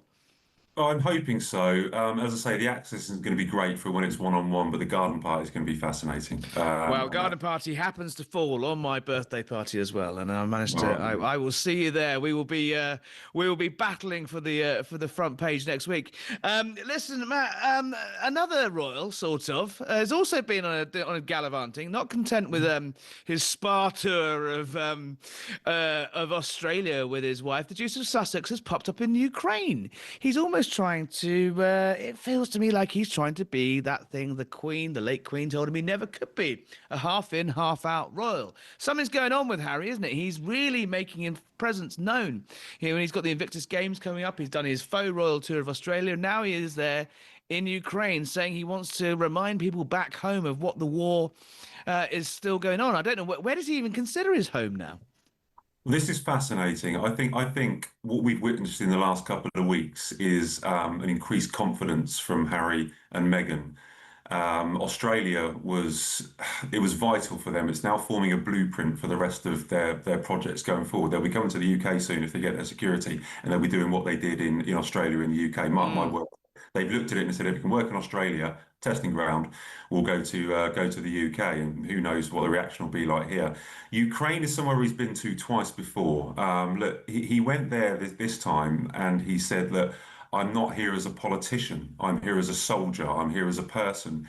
And let's give him credit. He was a soldier. He did actually serve. And he's given a very, very punchy statement. He's made a speech, and he's mentioned America, he's mentioned Putin, he's talked about democracy and freedom. I'm told it was not shown to the palace. It was not shown to the King, to the Foreign Office, or anyone like that before he made this quite, let's say, describe it as a very, very punchy speech. He wrote it. 99.9% of this speech he wrote. I'm told that unlike that book, but yeah, all right. I'm told he was helped with the spelling. And that's about it. But he's gone for it, and he's also mentioned the United States, which we're talking about. The state visit there is a little bit of a thorny issue, because he's weighed into the United States saying that they should do more to help Ukraine. The King's about to go out and have a diplomatic mission with Trump in White House. I'm sorry, but what on earth does this guy think he's doing? He's telling, and Putin must be shaking in his little boots at being told what to do by little Harry. No nation benefits from the continued loss of lives we're witnessing. Yes, obviously, platitude. But yeah, he's addressing President Trump directly, urging him to step up and show American leadership. These things are as you said at the top of our conversation, the stage management and the day-by-day diplomatic hand-holding that goes into a visit like the King's.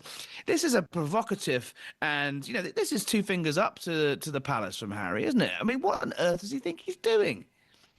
Well, I say, Harry, he's been there twice before. Right? He's got to this stage now where no one's stopping him. So he's gone to Australia, and him and Meghan have been gallivanting around Australia. Meghan's been hugging sick children. She's been going to Bondi Beach, where there was a horrific terrorist attack, wearing certain clothes. If you click a button, you can buy. So this whole idea that they're not merchandising their royal titles has been blown out of the water on that trip to Australia. No one's restraining them. No one's telling them that they're doing it wrong. The palace aren't getting involved. And you're right, at some stage, they're going to go over the line. I don't think he has yet. I think he's entitled to go to Ukraine, meet Invictus Games people, meet the members of charities that he's involved in, give a speech. I think there's all right that. But it's not reckless yet, but I think that's where this train is going. I do worry that he's going to step over the line at the moment, because the King, as I say, the King isn't stopping him. They're not stopping the merchandising of the royal roles. They aren't stepping up and saying and explaining that maybe you are rewriting the rules of the Sandringham Agreement and that you have this half in, half out. They are backing up his briefings by saying he is a private citizen and he's allowed to do. But I do wonder where this is heading, how bad this could get. We spoke about if he does use Australia as a blueprint. If he comes back here and Meghan starts selling clothes while at charitable events and they're turning up and being paid as the Duke and Duchess of Sussex to do talking engagements, I don't think British people will stand for that. And I think that the King will have to intervene at some stage, but we're not at that stage yet. The Invictus Game in Birmingham shaping up to be the latest flashpoint in the ongoing psychodrama of the Sussexes. Matt, I will see you on Monday in sunny Washington DC. Bring your sunglasses. It's very warm, and I'll see you for a cup of tea and hopefully a little cucumber sandwich with His Majesty on Monday afternoon. Matt Wilkinson there, the Sun's royal editor, ready to jet over on the royal plane with the King and Queen to Washington DC next week. We will obviously bring you all of that pomp and circumstance from America next week. Don't go away. After the break, we'll be talking more about America. But the texts are coming in. If Britain sends trained riot police over to France, who's going to be here to control the so-called far right with their hurty words and putting flags up, says Becca. And another text saying, Harry, wouldn't it be wonderful if Trump could lean on Charles and get him to dissolve our rotten government? That's from Amanda in London. Keep your texts coming in. We'll have more of them. 87222 on the old text. Don't forget to start with talk. Or call me on 03444 99 1000. We'll take some more calls after the break. Don't go anywhere.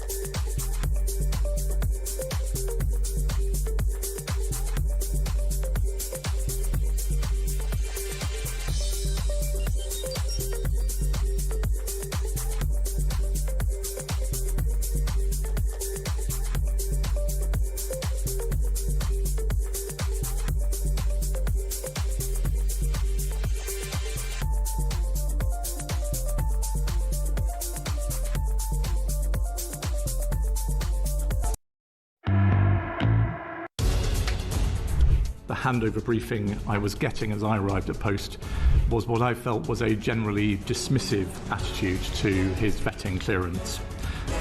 The focus was on getting Mandelson out to Washington quickly. Despite this atmosphere, an atmosphere of pressure, the department completed developed vetting to the normal high standard. Because the vetting process is not there to determine fitness for office or reputational risk, it's there to protect national security. across the UK, on DAB+, on your smart speaker, on your smart TV, and on your side. This is Talk.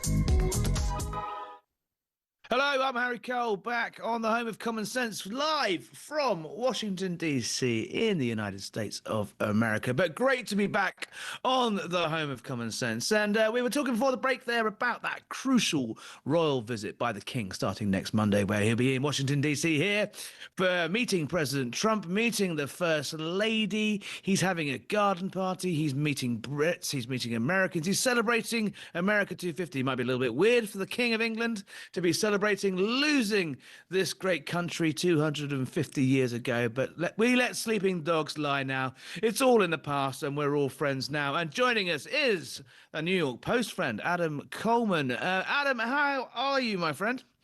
Good to see you. Well. Happy St. George's Day and happy America 250. This is going to be an extraordinary moment, not just for America, a country that has incredible links still to Britain. It was forged out of the greatest parts of Britain. We had a bit of a dust up two and a half centuries ago, but we've let it slide now. For the King to come in this year, what does it mean to the American people? For the last king that King George has a pretty bad reputation in these parts. King Charles, how's he seen? Yeah, I think relatively, there's no real strong positive or negative opinions about your king. I know that Queen Elizabeth, when she was alive, was more beloved in the States. Was never seen as like a archaic figure or anything like that, and quite the opposite. Same with Princess Diana, was always seen as a favorable royalty. Or favorable royal. But as far as King Charles, I think that it's still new as far as his presence and being in that particular position of actually being the head of the royal family. So I think relatively speaking, I don't really hear much positive or negative about him specifically. And how about Harry and Meghan down the royals, the semi-royals down in Montecito? They've been on a bit of a roller coaster. Obviously, they arrived in great fanfare a few years ago. They signed up with Spotify and Netflix, and they got all these deals. And they were making jams, and they were making waves. They were doing late night talk shows. They were the talk of the town, right? That seems to have dwindled a little bit. Are the Americans getting as sick of Harry and Meghan as the Brits are? It's interesting because I think it just depends on who you talk to. Just like anything else, there it's kind of the opposite. It's very much so split. So it's either some people love Harry, hate Meghan, or vice versa, or some people love them both, some people hate them both. It's really just a hodgepodge of favorability for both of them. I do think that sometimes that the people who do hate them really go a bit much on them, in the same way that people that love them go a bit much on them as well. So it's a bit of extremes on both sides of it. There's a lot of that about though in this country, isn't there? Yeah. Polarization is hardly anything new, and no one more polarizing than President Trump. He's been out and about today. He's been back on Truth Social saying he's going to sink any Iranian boat that comes through the Strait of Hormuz or is accused of or he believes laying mines.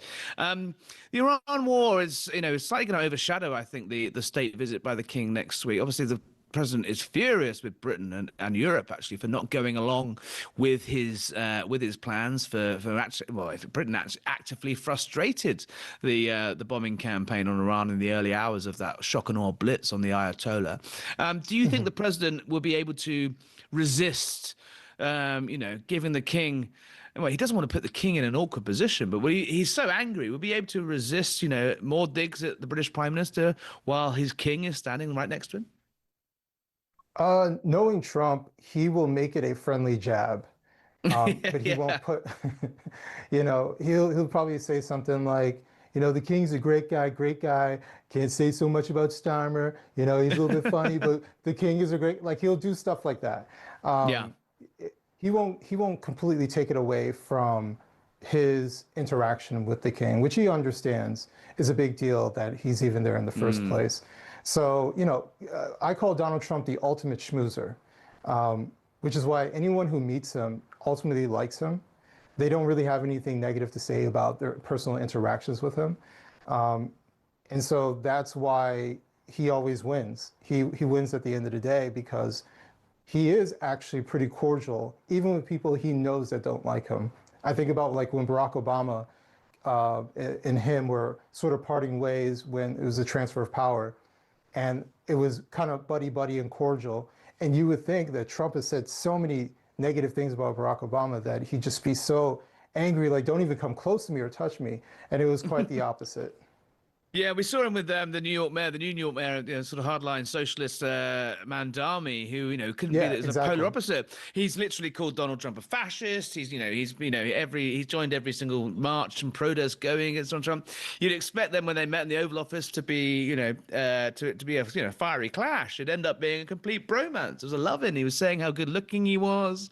I hear Donald Trump saying that men are more good-looking more than I hear Donald Trump say women are good-looking. He knows how to lay it on thick. And then just while I got you, I mean, how is Britain viewed at the moment? I'm a Brit here in the United States, and every single time anyone hears my accent, they just say, "What the hell is going on in Britain? What's going on with the free speech? What's going on with the immigration? What's going on with the king? What's going on with the government? Why are you locking up people for what they tweet and things like that?" The special relationship, I mean, it's a very needy term, and that Brits like to talk about it more than I think the Americans do, but it's taken a bit of a beating with Iran. Do you think the king can smooth over those feathers? I mean, the king can only do so much. I mean, the people who are asking those questions, those are legitimate questions and concerns. But kind of in the same way, I would bounce back and forth between the U.S. and Europe and the U.K. as well. And I would get people asking me questions about Trump and having strong opinions about Trump. And they have this viewpoint like things are far crazier in America than they actually were. So some of it is curiosity because all they're getting is from a small lens of select issues. Where you're someone who actually lives there day to day, you have a much better view. So they're kind of curious while at the same time, like, does that make any sense? Yeah, no, so I think the feeling. I think the feeling's mutual as well. We all look across the Atlantic with increasing bafflement about what's going on either side. Adam Coleman, columnist for the New York Post. Happy St. George's Day. Happy America 250. Come back and see us soon. Don't go anywhere. Lots more to come up in the final hour. JT texts in. I'm not sure if that's Jeremy Kyle. Says all the immigrants aren't coming to the UK for the British weather, so if the government stops giving them the goodies, they won't come at all. It's sunny here in Washington, D.C. Happy St. George's Day. Back after this.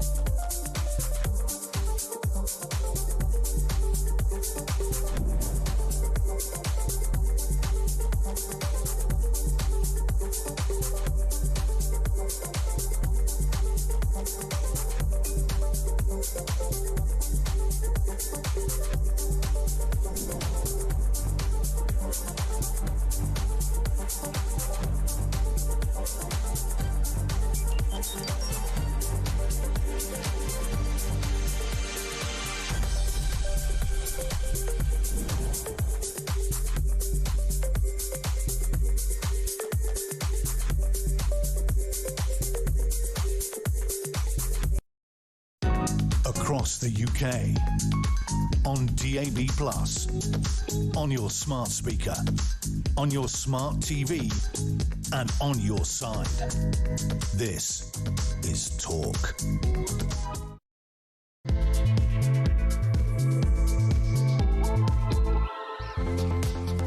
Good afternoon, Harry Cole here, in for Ian Collins on the home of common sense. I'm coming for you from Washington, D.C. in the United States of America, but a very happy St. George's Day to all my patriot friends back home, plastic or otherwise, because that's what Keir Starmer says.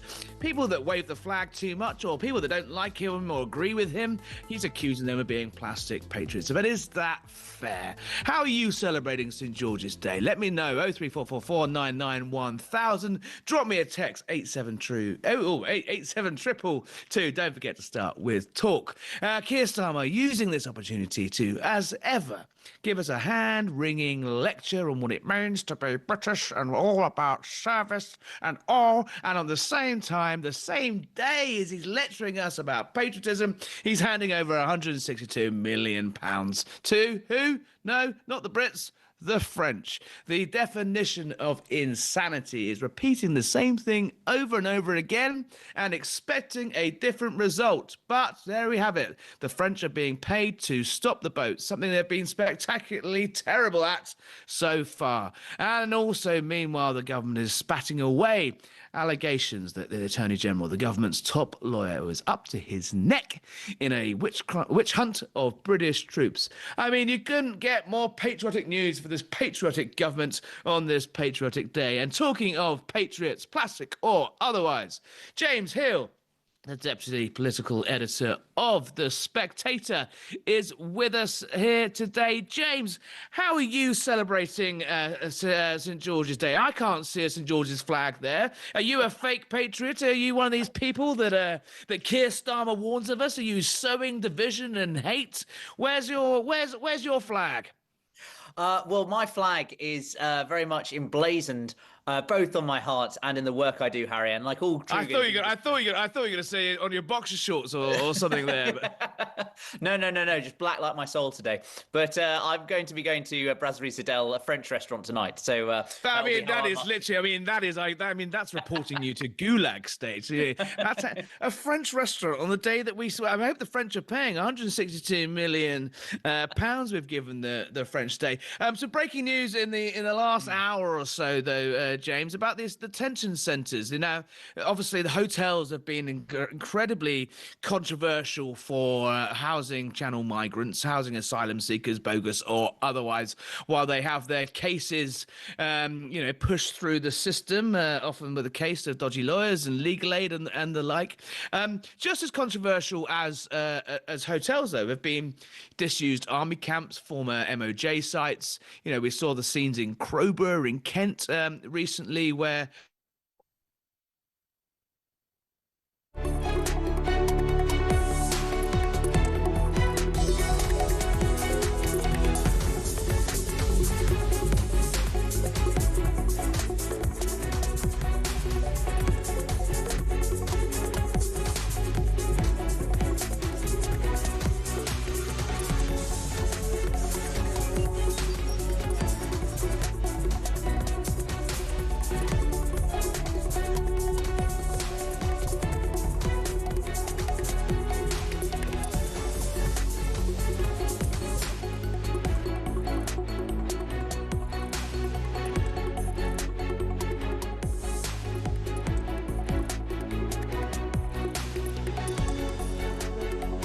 Sorry, they're a little minor technical difficulty across the Atlantic there. Still with James Hill, I hope. We were talking about the controversy of not just asylum hotels, but asylum centres. Government seems to be pushing that out now, James. Well, that's because it's been this game of whack-a-mole, Harry. And where do you put all these thousands of people who are coming here? They've talked about having these new asylum centres, potentially capacity up to 140. I mean, that's just a quiet lunchtime these days. And I think given that last year was the record year since 2022-3, I think it means that we're going to see more and more of this. And I'm not sure the asylum centres are going to have anywhere near the resources necessary to deal with this growing problem. Why is it today, of all days, that decided to announce all this stuff? Is it purely because they think people are so silly that they'll just go, oh, it's St. George's Day, so we're talking about immigration? Why are they deliberately trying to take us for fools here? Well, 2 weeks ago, the deal with the French ran out and it was midnight deal. And I remember I was at a rally with Nigel Farage that day and we had a chat and we spoke about it. And he said they're going to keep coming. And I think that they wanted to get this done. Clearly, there was an element of symbolism in all of this. But the fact was the existing deal, the 2023 deal of 3 years had expired and they needed to get a new one over the line. I mean, but as I said at the top of the hour, the definition of insanity is repeating the same thing over and over again and expecting a different result. Another 162 million on top of the 470 million we've already given the French. We've seen the pictures. You've seen the pictures. The gendarmerie standing there smoking gouloir on the beach, refusing to get their pantalons wet while they refuse to stop people getting on the dangerous boats. Women, children, they look on as they do it. We saw that one video of them slashing one dinghy with one knife with a convenient one BBC camera happened to be there that day. But I mean, we're saying now British boots on the ground. Are British troops really going to be able to go and slash the boats themselves? No, I mean, that's been the one thing that people suggest would happen. I've spoken to people in government who suggest that you need to send in some people from the special forces to do this kind of stuff covertly. But I think very much this government wants to take the sting out of the issue. They are deliberately trying to make as sort of little deal of this as possible in terms of the small boats arriving. They want to move people out of areas where they're going to be seen and effectively sort of housing this area away, building these detention centres and ensuring that they're not going to be taking up local hotels, which can complain to the press, or having it near sort of RAF bases, etc. But ultimately, they're doing very little in terms of the kind of short to medium term to get rid of the incentives that are bringing people here. And of course, we're not expecting to see Shabana Mahmood's legislation until the autumn. Who knows if she'll even be in post with this Prime Minister by then.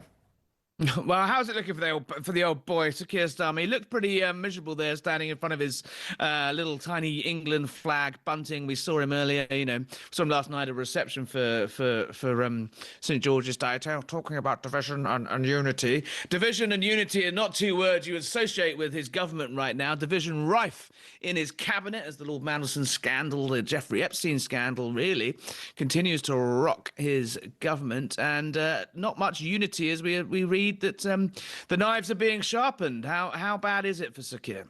Yeah, it's pretty bad. My understanding is, I've spoken to people in government who say that if it wasn't for the local elections in 2 weeks' time, already there'd be moves against him. I think the tanks are going to start nosing out of their sort of barracks come 8th of May. And everyone has lost a lot of hope in him. And for me, the most telling thing in Parliament and the House of Commons this week has been the silence. There really isn't the kind of fury much that we saw when Boris Johnson was going, people coming out resigning publicly, but people very much are in that kind of last chance saloon. And I think we've seen a whole load of mandarins. The deep state's been out in force the past 48, 72 hours and all their sort of inordinate boredom. And I think really what we're seeing now is the beginning of the end. People know how the film is, and we skip through the next 2 chapters to get there. You say it's the beginning of the end, but actually, what is the process for getting rid of a prime minister that doesn't want to leave? Who is his biggest opponents? Angela Rayner, we don't understand, still hasn't paid that tax bill. Wes Streeting has his own baggage, and he's not particularly liked by the unions. The left of the party won't allow him to be coronated.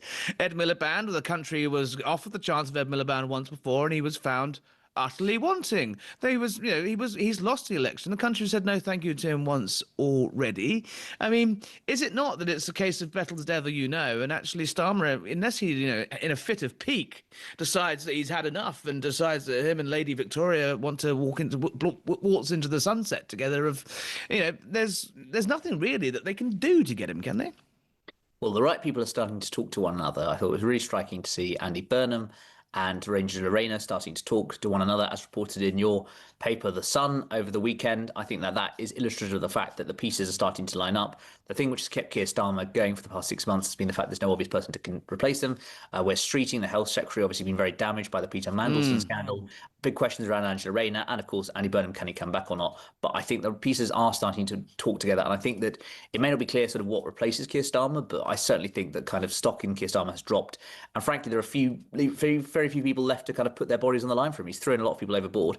It reminds me of the immortal lines about Macmillan: "Greater love hath no man than this, that he would lay down his lives for his friends." Well, also, I mean, Harold Macmillan is one thing. I think he kind of reminds me of Theresa May in the way that, even after the 2017 election, when she's gambled and lost and nearly handed the keys to power to the great lunatic of Jeremy Corbyn. I mean that was a shameful episode back in 2017 where the Tories gambled and almost lost it all.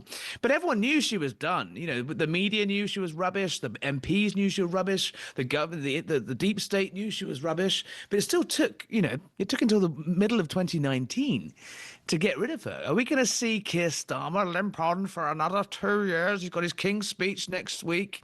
So in 2 weeks' time, he's got another chance. He's still got technically a majority of 160. Are we just not going to see him just sort of bob along? Well, we could, but I think what forces the bobbing to stop is a crisis. It's a crunch point. It's an election like 2019, which got rid of Theresa May. It's an element of a crisis, such as what got rid of Liz Truss. And I think that we are seeing the Peter Mandelson row being a constant flare-up. It's like a common cold. It returns with a vengeance. And I would highlight the comments made by Jonathan Brash, who's one of the 2024 intake yesterday. He's a member for Hartlepool, that great Brexit battleground, which has obviously gone Labour, Tory, and also Peter Mandelson's old seat, lest we forget. Precisely, hugely symbolically important. But I think that his wife, Harry, runs the local council, Hartlepool Borough Council. My understanding is she's likely to lose her job come 8th of May. And I think that we'll see a lot of MPs waking up across the country, basically losing friends, their colleagues as a result of this Mandelson scandal. And like Jonathan Brash, who's now come out and suggested it's a matter of when, not if, the Prime Minister goes, I think we'll see the same thing. It's a funny thing, isn't it? When Boris Johnson went and Theresa May went, it was the election results that basically ensured they lost the confidence of the party, and then a few other things finished them off. Yeah, I mean, back in 2019, I mean, Theresa May, she got 8.8%, I think it was, in the European elections of that summer. They were kind of pointless European elections because we were meant to be leaving anyway. But I mean, no one's suggesting that Labour are going to sink to that level at the local elections on May the 7th, are they? No, they're not. But I mean, you're going to lose Wales after the first time in a century, potentially, Harry. So 96 seats it's going to have, and potentially Labour could win 10 or 12. Which would be a humiliation of a third place, a very distant third place. Scotland, they could obviously come third as well, beaten by Reform UK. And then you see all sorts of things across the country. And of course, London, which of course went up during the Corbyn years, and actually Labour have increased their number of seats there, I think doubled it over the past 10 years. They could lose more than half of that. And you could see Croydon, which of course is the great Steve Reed, Morgan McSweeney success story, which went obviously from the far left to the kind of Labour right under their watch, symbolically go green. And when you're seeing these kind of big flagship Labour councils go green, I think that does show people will think, well, our progressive flank isn't sure enough, Reform are beating us on the right. Where exactly do we go? And I think that in the Labour Party right now, there are lots of conversations. And I spoke to one person in the Labour Party today who said that, previously they thought better to have Keir Starmer, useless but inoffensive, than Ed Miliband. Now they think that Keir Starmer is actually pretty offensive in terms of their voters' tastes. Someone else talked about how, it used to be the case of in British politics, you wanted to win, you'd have hang the pedos, fund the NHS. Now it seems to be hang the NHS, fund the pedos. And I think that very much that is the sense of people going, actually, Keir Starmer is pretty malign and we want to get rid of him. And even someone like Ed Miliband, at least you know what he's doing and he may have a plan. Heaven help us. I mean, I'm in the United States now for work. I mean, I think I'll probably claim asylum if Ed Miliband became the Prime Minister. I mean, he is doing more damage to the United Kingdom than anyone else. The Treasury is screaming for more drilling in the North Sea, for more revenue, for tax revenue. And what is the point of having energy, all that energy resources underneath the sea when we're literally buying it off Norway or drilling them out of the same holes? It is bonkers. Could he really do it? I mean, surely that would be the Labour's Liz Truss moment. The guy can barely eat a sandwich. Well, there was a report, obviously, in The Sun a few weeks ago suggesting that Justine Miliband didn't want him to run. And someone said to me today, it's not the first time Ed's gone against the wishes of a loved one when it comes to his of course, stabbing his brother famously in the back. When was that? 2010? God, Yeah. we're showing. All right, tell us. No, go on. I was about to say. I mean, if you think I've got views on Ed Miliband, I want to hear what the people think. 03444991000. Would you like to see Ed Miliband replace Keir Starmer? 87222 on the text. Don't forget to start with talk. I wonder how that's going to go down. James, while I've got you, it is St George's Day. Keir Starmer's told us we must celebrate service and decency. In order to be a patriot, is that what it means to be English? Service and decency.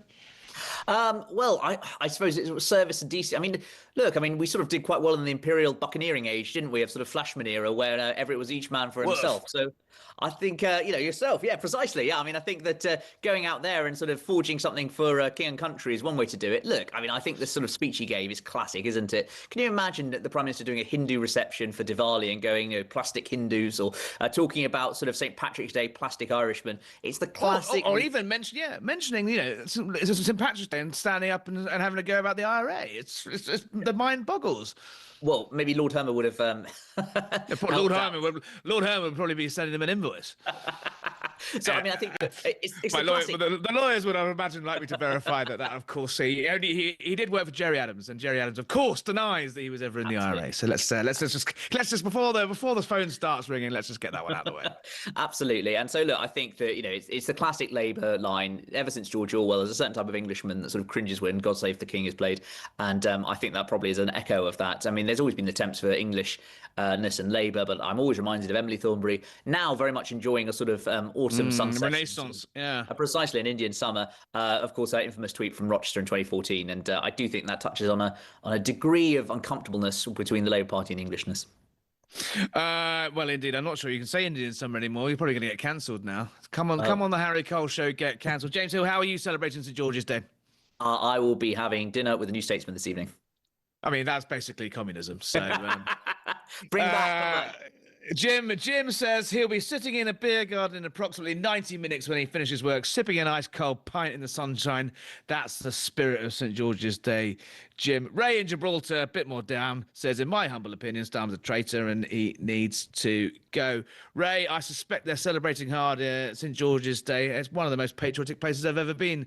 Not a place afraid to fly the St George's flag there. And hopefully nor is the Spectator office, though I can't see James Hill's St George's Cross. But thank you for joining us, James. As ever, insightful and terrifying. Ed Miliband, could it really happen? 03444991000. How will you be celebrating St George's Day?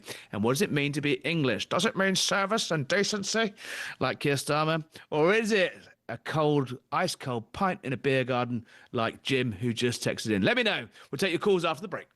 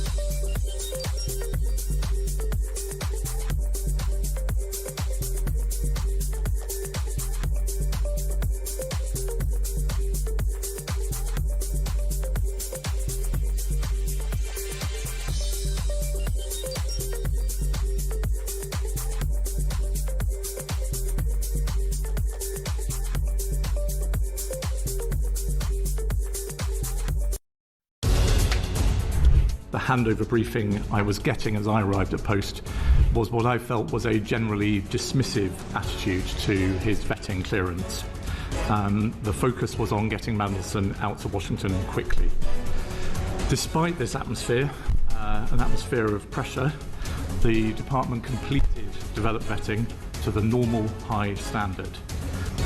Because the vetting process is not there to determine fitness for office or reputational risk, it's there to protect national security. Across the UK, on DAB+, on your smart speaker, on your smart TV, and on your side. This is Talk. Happy St George's Day from me here in Washington DC. I'm Harry Cole, in for Ian Collins. It is a beautiful, glorious day in America. It's St George's Day back home. People are itching to get down the pub for a pint to celebrate our patron saint. But be careful, because Keir Starmer says you can't be divisive today. Grace is in London and she thinks that it's Keir Starmer being divisive. Hello, Grace. Hi. Yeah, I'm afraid he is, and I am a Labour voter historically, and I've never been I don't know. I'm annoyed with Starmer for other reasons at the moment, but I get kind of what he's trying to say. But ultimately, he's just doing what he's accusing other people of, because he's again kind of dividing people, and it's not really very constructive. I mean, ultimately, he says what our flag stands for. If you trace the flag all the way back, the reason that George would have legendarily had a cross on his shield is because Jesus died on a cross for our wrongdoing and offering us salvation, which is really exciting. But it's kind of about we could have humility, and we could look at it and think, you know, we've been offered forgiveness even though we don't deserve it because we've done things that are wrong. So rather than being really proud and thinking, like Starmer is saying, well, we're the good people, and those people over there with their flags, they're the bad people. He's kind of dividing. He's saying, I'm a good person. Those other people are bad people. Actually, that's not really what it's about. It's like we're all flawed, but we're all able to have salvation through Jesus, and we're all able to come together and think about the things that unite us. But I don't think that Starmer's really uniting us. He's kind of just making things worse. He's casting aspersions on people.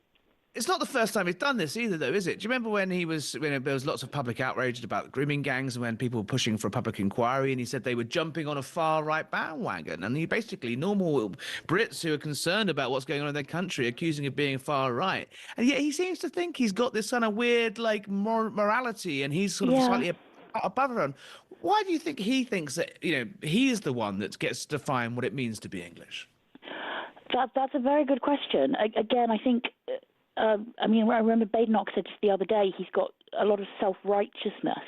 And we can all be prone to that to some extent. We might think that we're better than some other people because we uphold our personal values better than other people with different values that uphold our personal values. But it's not very constructive. And I think there's actually a lot more agreement about many things than some people realize.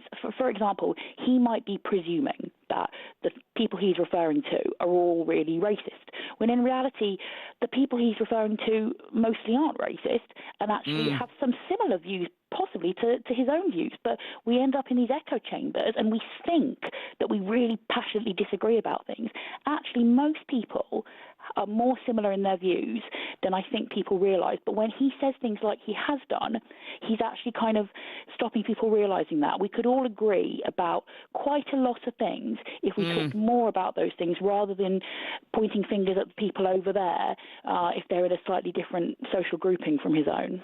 Exactly. It's unity, but unity on Keir Starmer's terms. Grace, thank you for your call.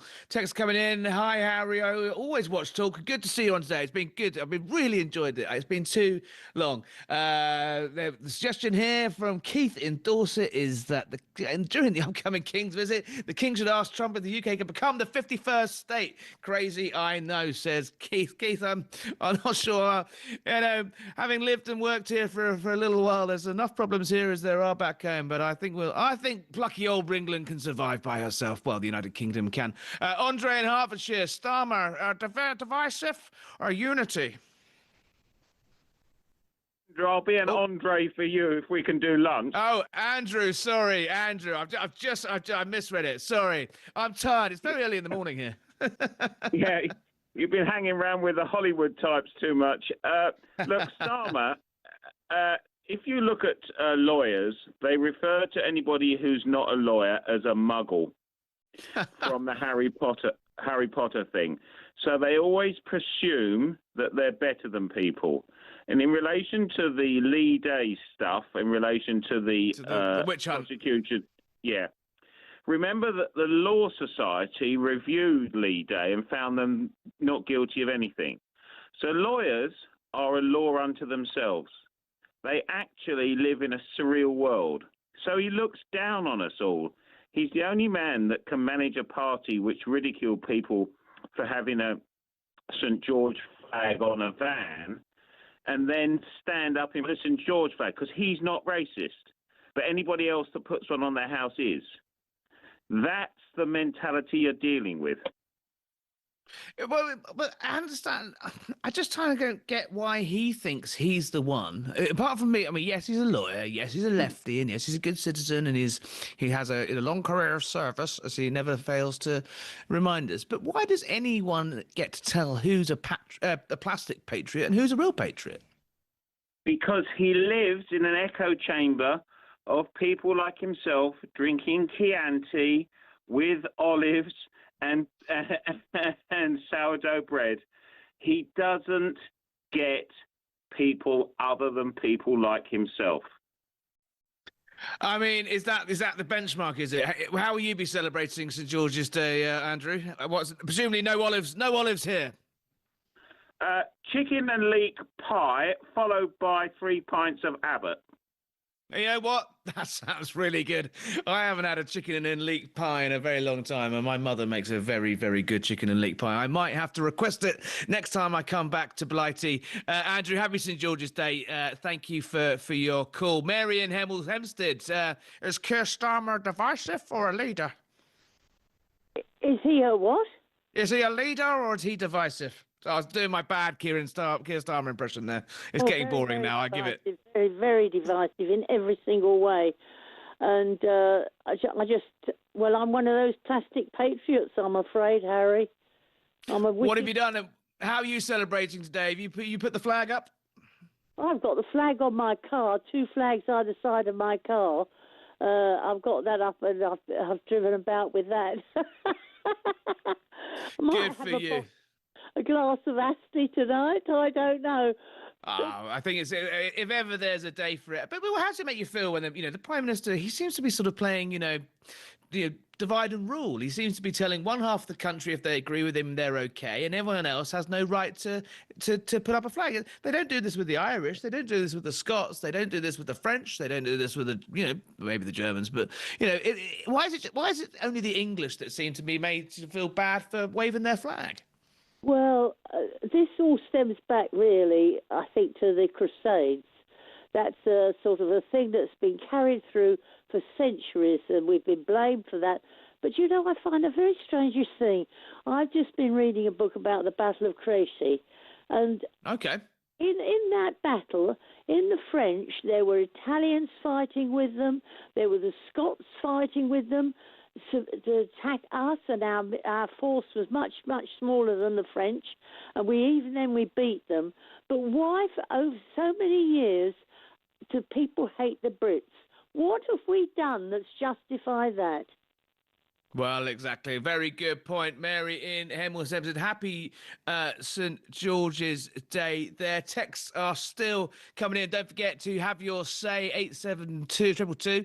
Include talk at the start of that text. I'll read it out for you. And you can send me a voice note, 03444991000, or call me on that very same number. Joanna in Salisbury, she says, we're just going back to what we were talking about earlier in the show about that, why don't we play hardball with the French versus, just giving them cash. She says, hi, Harry, block French fishing and don't buy French food or wine. That would hit them where it hurts. The farmers, the vineyards and the fishermen would soon sort Macron out. All these migrants must be causing havoc in France, gathering and waiting. The locals must have had enough there as well. Well, I see. Well, it's possible. Those migrants are coming from a safe country. That safe country is France. How did they get to France? They came through other safe countries. Lots and lots of there more to discuss on this sunny St George's Day. We're going to take a brief break, but don't forget to call 03444 909 1000. We'll continue the conversation after this on the Home of Common Sense.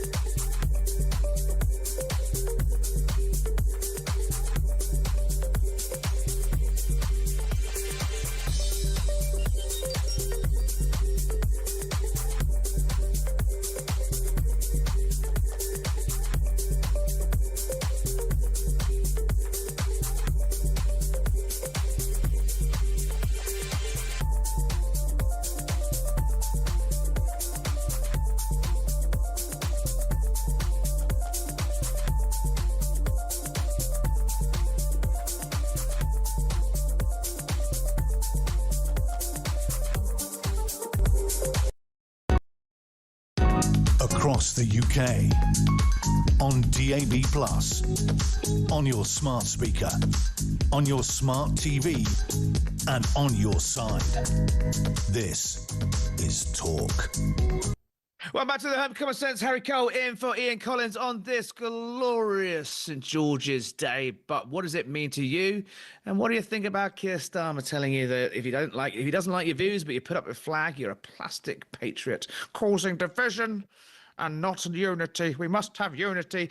And talking of unity, what finer way to celebrate St George's Day than talking to my predecessor in the greatest job in British politics. Jack Elson, the political editor of The Sun, is here, hot-footing it, I would say. He looks like he's been at a long lunch and he's dashed back here to the House of Commons to address the nation on St George's Day. Jack, did you celebrate with a glass of patriotic rosé? Well, I did, Harry. Actually, I didn't have any rosé. I had a lovely glass of wine, as St George would have wanted on his patron day. Although I'm still more cogent than you, who described me as your predecessor. I'm actually your successor, because predecessor would suggest that I'm much older than you. And as all of your viewers know, I'm far younger, far better looking, and far more suited to the role. All right, turn his microphone off. I'm very well, Jack. I'm not quite having. Of course, you were my successor in the role, and what fun you've been having since I've been over here. I haven't quite got FOMO yet, a fear of missing out. I do have PTSD, however, when I look back across at the old country and just see yet another prime minister hitting yet another crisis. This is a man that came in. He promised to be Mr. Change, Mr. Rules, Mr. Different, and he's been utterly hoisted by his own petard. This Peter Mandelson scandal, this Jeffrey Epstein scandal, this isn't going away, is it? This is getting dangerous now for the Prime Minister. Yeah, you're right. And, in Westminster, and you will know this, that we can obsess over all manner of scandals, but really the public don't really follow every cough and spit of politics, and there are various rows and sagas that just pass them by. But this one, I think, is so dangerous just because of the cut-through it is having to the public. And that is because we can talk about process, we can talk about misleading the House of Commons. The bottom line is that our Prime Minister appointed a man who seemed to be best mates with the world's most notorious paedophile, and that is something which everyone can understand. Then you get into the fact that Keir Starmer, the man that clambered on his high horse during the Boris Johnson years, where rightly he very successfully prosecuted every element of Tory sleaze over Partygate and the rest of it, has now been found out as someone who is almost presiding over something which is equally as damning. But it's not even that, is it? I mean, by his own rules, Mr. Rules, he said that Boris Johnson, regardless whether it was inadvertent or not, if you mislead the House, you must resign. He didn't wait for any inquiry. He didn't wait for any committee. He said, just go now, and not going. By not resigning, by not waiting for due process, Boris Johnson was undermining faith and trust in the political system. He said, when Boris Johnson blamed a civil servant for something, he said, the buck stops at the Prime Minister. The fish rots from the head. The Prime Minister must take responsibility. Can you imagine what Keir Starmer, leader of the opposition, would be saying right now if they'd thrown a senior civil servant under the bus, got them £1 million payoff, potentially, leaving them open to that for following the rules and not seemingly actually breaking any rules, just to save his own neck? The hypocrisy stinks, doesn't it? Yeah, it does. And I think that everyone knows that if the shoe was in the other foot, Keir Starmer would be crying blue murder right now. And that is why it is so damaging for him, because Keir Starmer did not win that election on any particular policy. He didn't win it because he was incredibly charismatic. He won it because after 14 years of Tory government, the public saw infighting and they saw chaos, and they saw Keir Starmer as the antidote to that chaos. And I think that many of his MPs are now asking, if Keir Starmer is not the beyond reproach Mr. Rules who can bring sanctity, order back to politics, then what is he actually for? And I think that is now what the public are asking. We have had more than that, we've had 19 months now of this Labour government, and it has been absolutely muddied by rows, by scandals, by policy failures. The people are just getting fed up with it. And that is the danger now for Keir Starmer. People are just looking around and going, we cannot continue to defend the indefensible. He's on to his fifth chief. He's on to his fifth director of communications, his fifth spin doctor. He's on to his third chief of staff. His director of strategy thought the best strategy possible was to walk away from that burning building. He's fired permanent secretaries. He's on to his third cabinet secretary. He's running out of people to blame. You say, what is the point of Keir Starmer? Can he really survive much longer? Well, you're right. He's basically got no human shields left. You know, the graveyard of bodies, which Keir Starmer has pushed into the pit, is getting pretty full now. You know, you've got Sue Gray, you've got Morgan McSweeney, you've got Tim Allen. Now you've got obviously Sir Ollie Robbins, who has taken the fall for the Peter Mandelson scandal. There are really Keir Starmer behind. He's not really taken the fall, has he? He's not gone quietly into the night. He's come out swinging.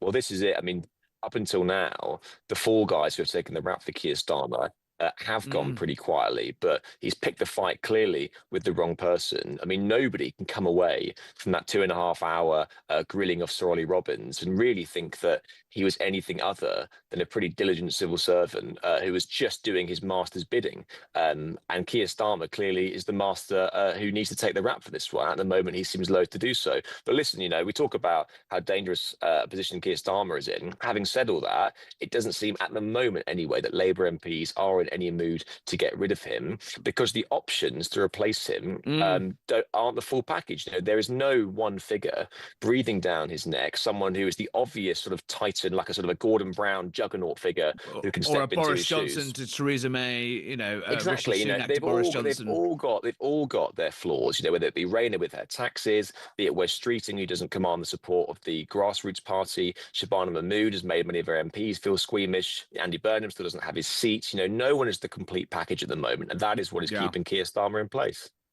What's keeping Keir Starmer in place? What is the point of Keir Starmer? Let me know. 03444 99 1000. We'll take a few more of your calls before I go hang up my hat and go for my St. George's Day, breakfast here in the United States. Text us 87222. Jackson, stay with us. Couple of texts coming in. We can't be plastic patriots for much longer, says Mark from Staffordshire. Why can't we be plastic patriots? Because when Red Edward is PM, there'll be no more plastics. It will be banned. What do you think of that speech, Jack? The plastic patriots, division and unity. There he was, standing in the number 10 in front of a little bit of bunting, some St. George's Day bunting, saying that anyone that doesn't agree with his vision of service and decency and unity, I mean, decency on a day like this, to be lecturing about decency, as we've discussed over the last 2 hours, is absurd. But Keir Starmer seems to think that he is somehow the moral arbiter of this country, the moral arbiter of what it means to be British or English. Who made him the Prime Minister? Good question.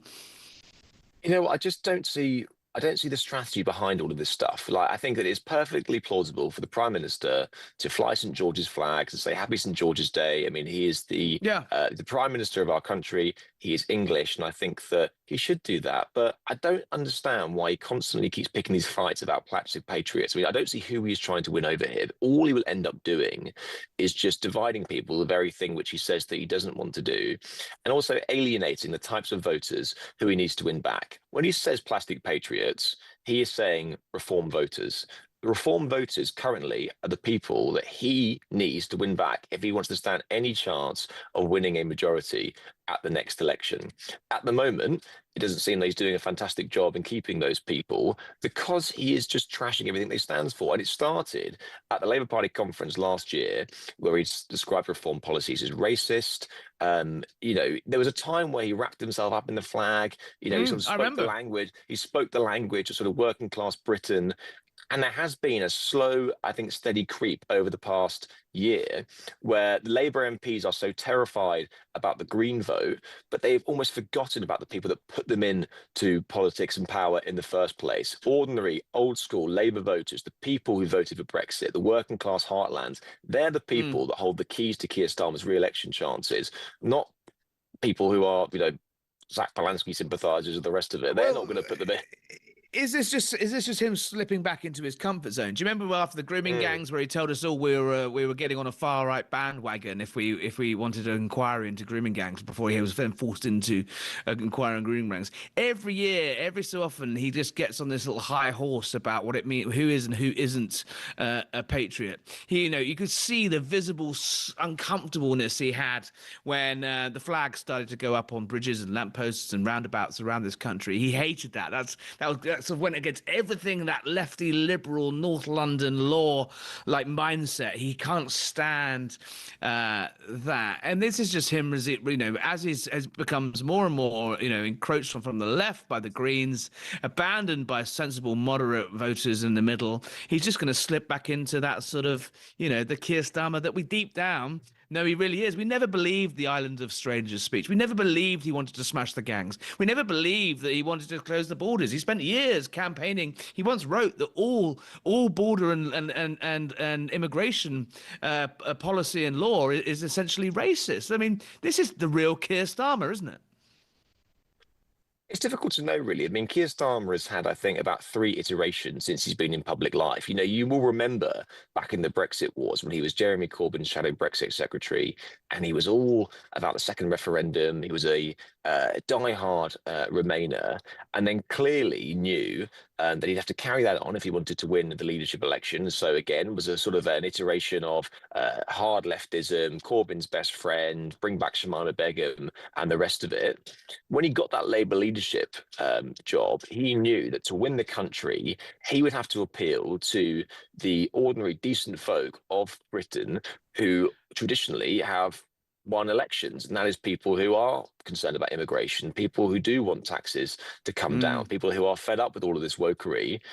But now he is not appealing to the constituency of the electorate. He is appealing to the very narrow constituency of Labour MPs, because with them he is on very thin ice, and in terms of his short-term survivability, they are the ones who hold the keys to how long he survives in number 10. And we know that the Labour Party's views and ambitions are almost diametrically opposed to the country's. They are people who are very squeamish about controlling our borders. They want taxes to go up to pay for things like abolishing the 2-child benefit cap and the rest of it. They want to wrap up businesses in employment rights laws. And yes, many of them, when they see these flags go up around the country, are pretty uncomfortable. What Keir Starmer actually believes or not, I don't know. I've met him, as have you, many times, and I think that he probably is someone who doesn't mind flying the St George's flag. I don't think he'd be squeamish about that whatsoever. I just think that at the moment he's a hostage to his parliamentary Labour Party. But it's only if you fly it in a cause of service and decency and unity. David in the Cotswold. I remember David in the Cotswold, a regular texter, and you can tell Starmer's St. George's Day speech essentially is delivered from the presumption that anyone that celebrates this day today is right-wing and therefore racist. Amazingly, our Teflon Prime Minister can't see that he is see-through. Keep those texts coming in, 87222. Start your text with talk. I will read it out as long as it's funny. Plastic patriotism. Talking of plastic patriotism, Jack, obviously reform of, lapping this up. We had Suella Braverman on the show earlier. She's obviously leading the charge against the sort of cultural revolution that is cultural counter-revolution in this country. She says that institutions, starting with schools, moving on to universities and the wider British state being infiltrated by lefties over the years. She sees it as her mission to rid that out. They're saying they're going to put a picture of the king up and a Union Jack or an England flag in every school. Feels to me like slight tokenism. I know it's St George's Day today, but talk about bolting the door after the horses. Hang on, I mixed my metaphor. Shutting the door after the horse is already bolted, right? Yeah, I mean, Reform like to wrap themselves up in the flag. I think they're right to do so. They clearly spy a bruised punch with this one. I do think, and it'd be interesting to know your view over in America, it does seem that Americans, especially in school, are told to fly the flag and to sing the anthem in a way which we just don't really have in this country anymore. They pledge allegiance every morning. Kids stand up in class and they salute their flag. They're taught about American exceptionalism. They're taught America is the greatest country in the world. They're also weirdly taught how great Britain is. says, the average level of knowledge among people my age in America about British history far exceeds my friends at home who, you know, if they didn't particularly have an interest in it, just generally assume they know about the Magna Carta, they know about the Bill of Rights, they know about history, they know about our shared Judeo-Christian heritage, they know about how, you know, the best of British democracy and the best of British values were taken and ran with by the United States. It feels like they are slightly onto something with this curriculum stuff. It just needs to be more than just on St. George's Day, doesn't it? Yeah, and that's exactly the fact. But you know what? You get outside of London, and you know, at the weekend I was in Essex, and then yesterday I was on the road with Nigel Farage up in Yorkshire, and you can't move for England and Union Jacks flying at the moment. And you know, we are in danger, I think, of the narrative being this Westminster bubble where it's all about decolonizing curriculums and basically trampling on our history, whereas actually most people in the country, you know, yes, obviously every country's history has some blots on it, but actually, you know, you can be proud of the country from which you're from, and that is something which the Americans, I think, do very well. And there is a backlash to this sort of like self-flagellation which we have in the UK, but I think probably the vast number of people, and that is what parties like Reform are tapping into. I think that Keir Starmer knows this, to be fair to him, and I think that actually he probably is a patriot. I know that might annoy some of your viewers, but I think he probably is. I just think that he goes around attacking his enemies in the wrong way, because many of the people that are voting for Reform, the Tories, other parties, they're not plastic patriots. They're just a bit fed up with their lot at the moment. They've been denied a say for many years now. They vote for things that never happens, and I think that's probably why they're fed up. It doesn't mean they're plastic patriots. It's about decency and service, though, Jack. You've got to remember it's the decency. But that was what it was, a decency noise. It was a decency word that annoyed me. That's what got my gears about that one, because he's basically saying if you don't agree with his idea and his vision and Labour's vision of what patriotism means, you're not a decent person. And as we've discussed at length, and you know, as we've been discussing over the last few hours, lecturing on decency when Lord Hermer's up to his neck in the witch hunt on British troops, lecturing on decency on a, you know, when you've literally bent the vetting rules to allow, you know, to put Peter Manson into one of the most sensitive jobs in the West. You know, the notorious friend of Jeffrey Epstein. I mean, who is he to lecture on decency? That's what I think. That's what annoys people. I was very pleased when I last came back to the United Kingdom, Jack. When you're right, when you drive down the motorway and you suddenly see those flags coming off the bridges. Reform have been, you know, they've been bumping around in the polls. They've taken a bit of dip in recent months, but it looks like they're entering the local elections next week high flying. They seem to be absolutely everywhere. Is it going to be Farage's big night? Do you know what? There are two men who are going to do very well out of these local elections. One of them is Nigel Farage. One of them is going to be Zach Polanski, which is weird because obviously they come from two polar opposite sides of the political spectrum. Nigel Farage is going to do a bit better than Zach Polanski, we anticipate. But it basically is a country crying out for change now. And, you know, it's hard, I think, to understand for a lot of American viewers because they've had a two-party system ever since America was created, sort of back in the late 1700s.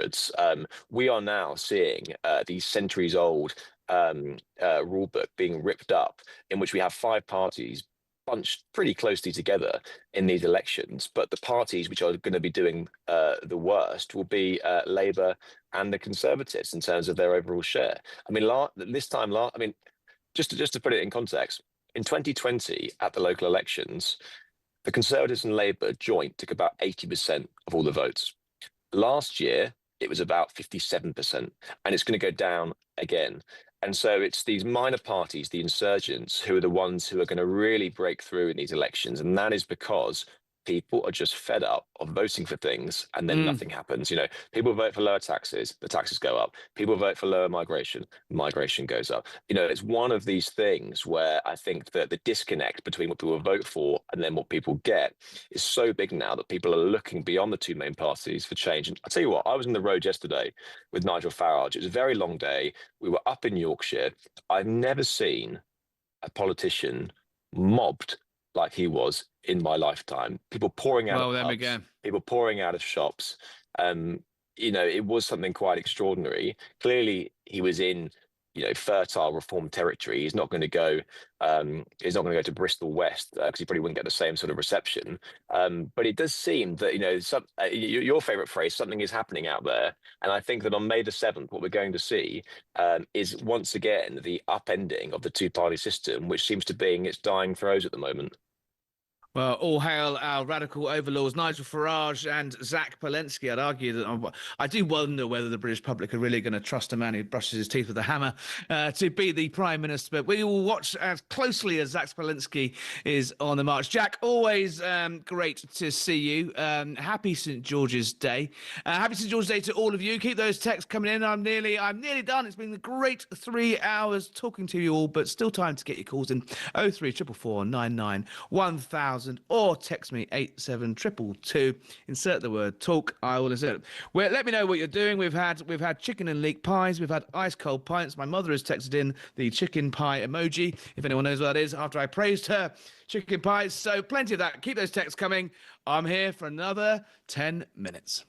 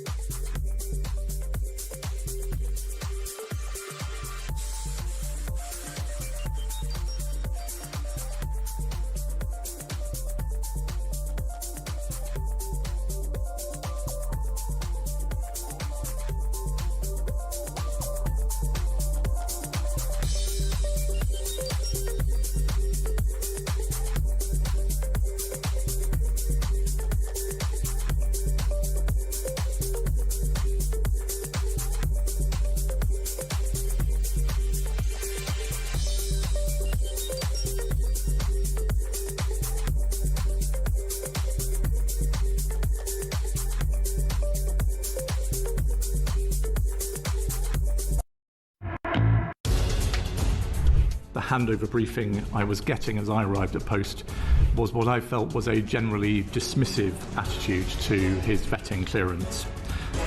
The focus was on getting Mandelson out to Washington quickly. Despite this atmosphere, an atmosphere of pressure, the department completed developed vetting to the normal high standard. Because the vetting process is not there to determine fitness for office or reputational risk, it's there to protect national security. Across the UK, on DAB+, on your smart speaker, on your smart TV, and on your side. This is Talk. Hello, Harry Cole in for Ian Collins. One more session on the calls. Let's talk to Jason in Sevenoaks. He won't be lectured on patriotism by Keir Starmer, will you, Jason? Couple of things I wanted to cover, but that's in at number one. I won't let someone who has ennobled a man that lied to prosecute British soldiers lecture me on patriotism. I won't let a man who is, let's face it, the guy responsible for the bogus benefit shopping asylum seekers getting benefits, because Keir Starmer's the man that argued for it. He can't lecture me on that. He's a man that literally, more or less, entices rapists to come across the channel. I think he is patriotic to his country, but I don't know if his country is Iran, Afghanistan, or China. He wanted to return the Chagos Islands to Mauritius, that's never had them. A satellite state, effectively, of China. He wanted to allow the Chinese to build their super spy center next to a major fiber optic trunk line so that they can spy on us more easily. I don't get it. I would be amazed if he is not provably corrupt. And the same goes for Hermer. Well, what makes you, what as we say that, I think the one thing he probably doesn't need to do is, is take the money. I don't think it's necessarily a corruption scandal. I think it's more of an ideological scandal, isn't it?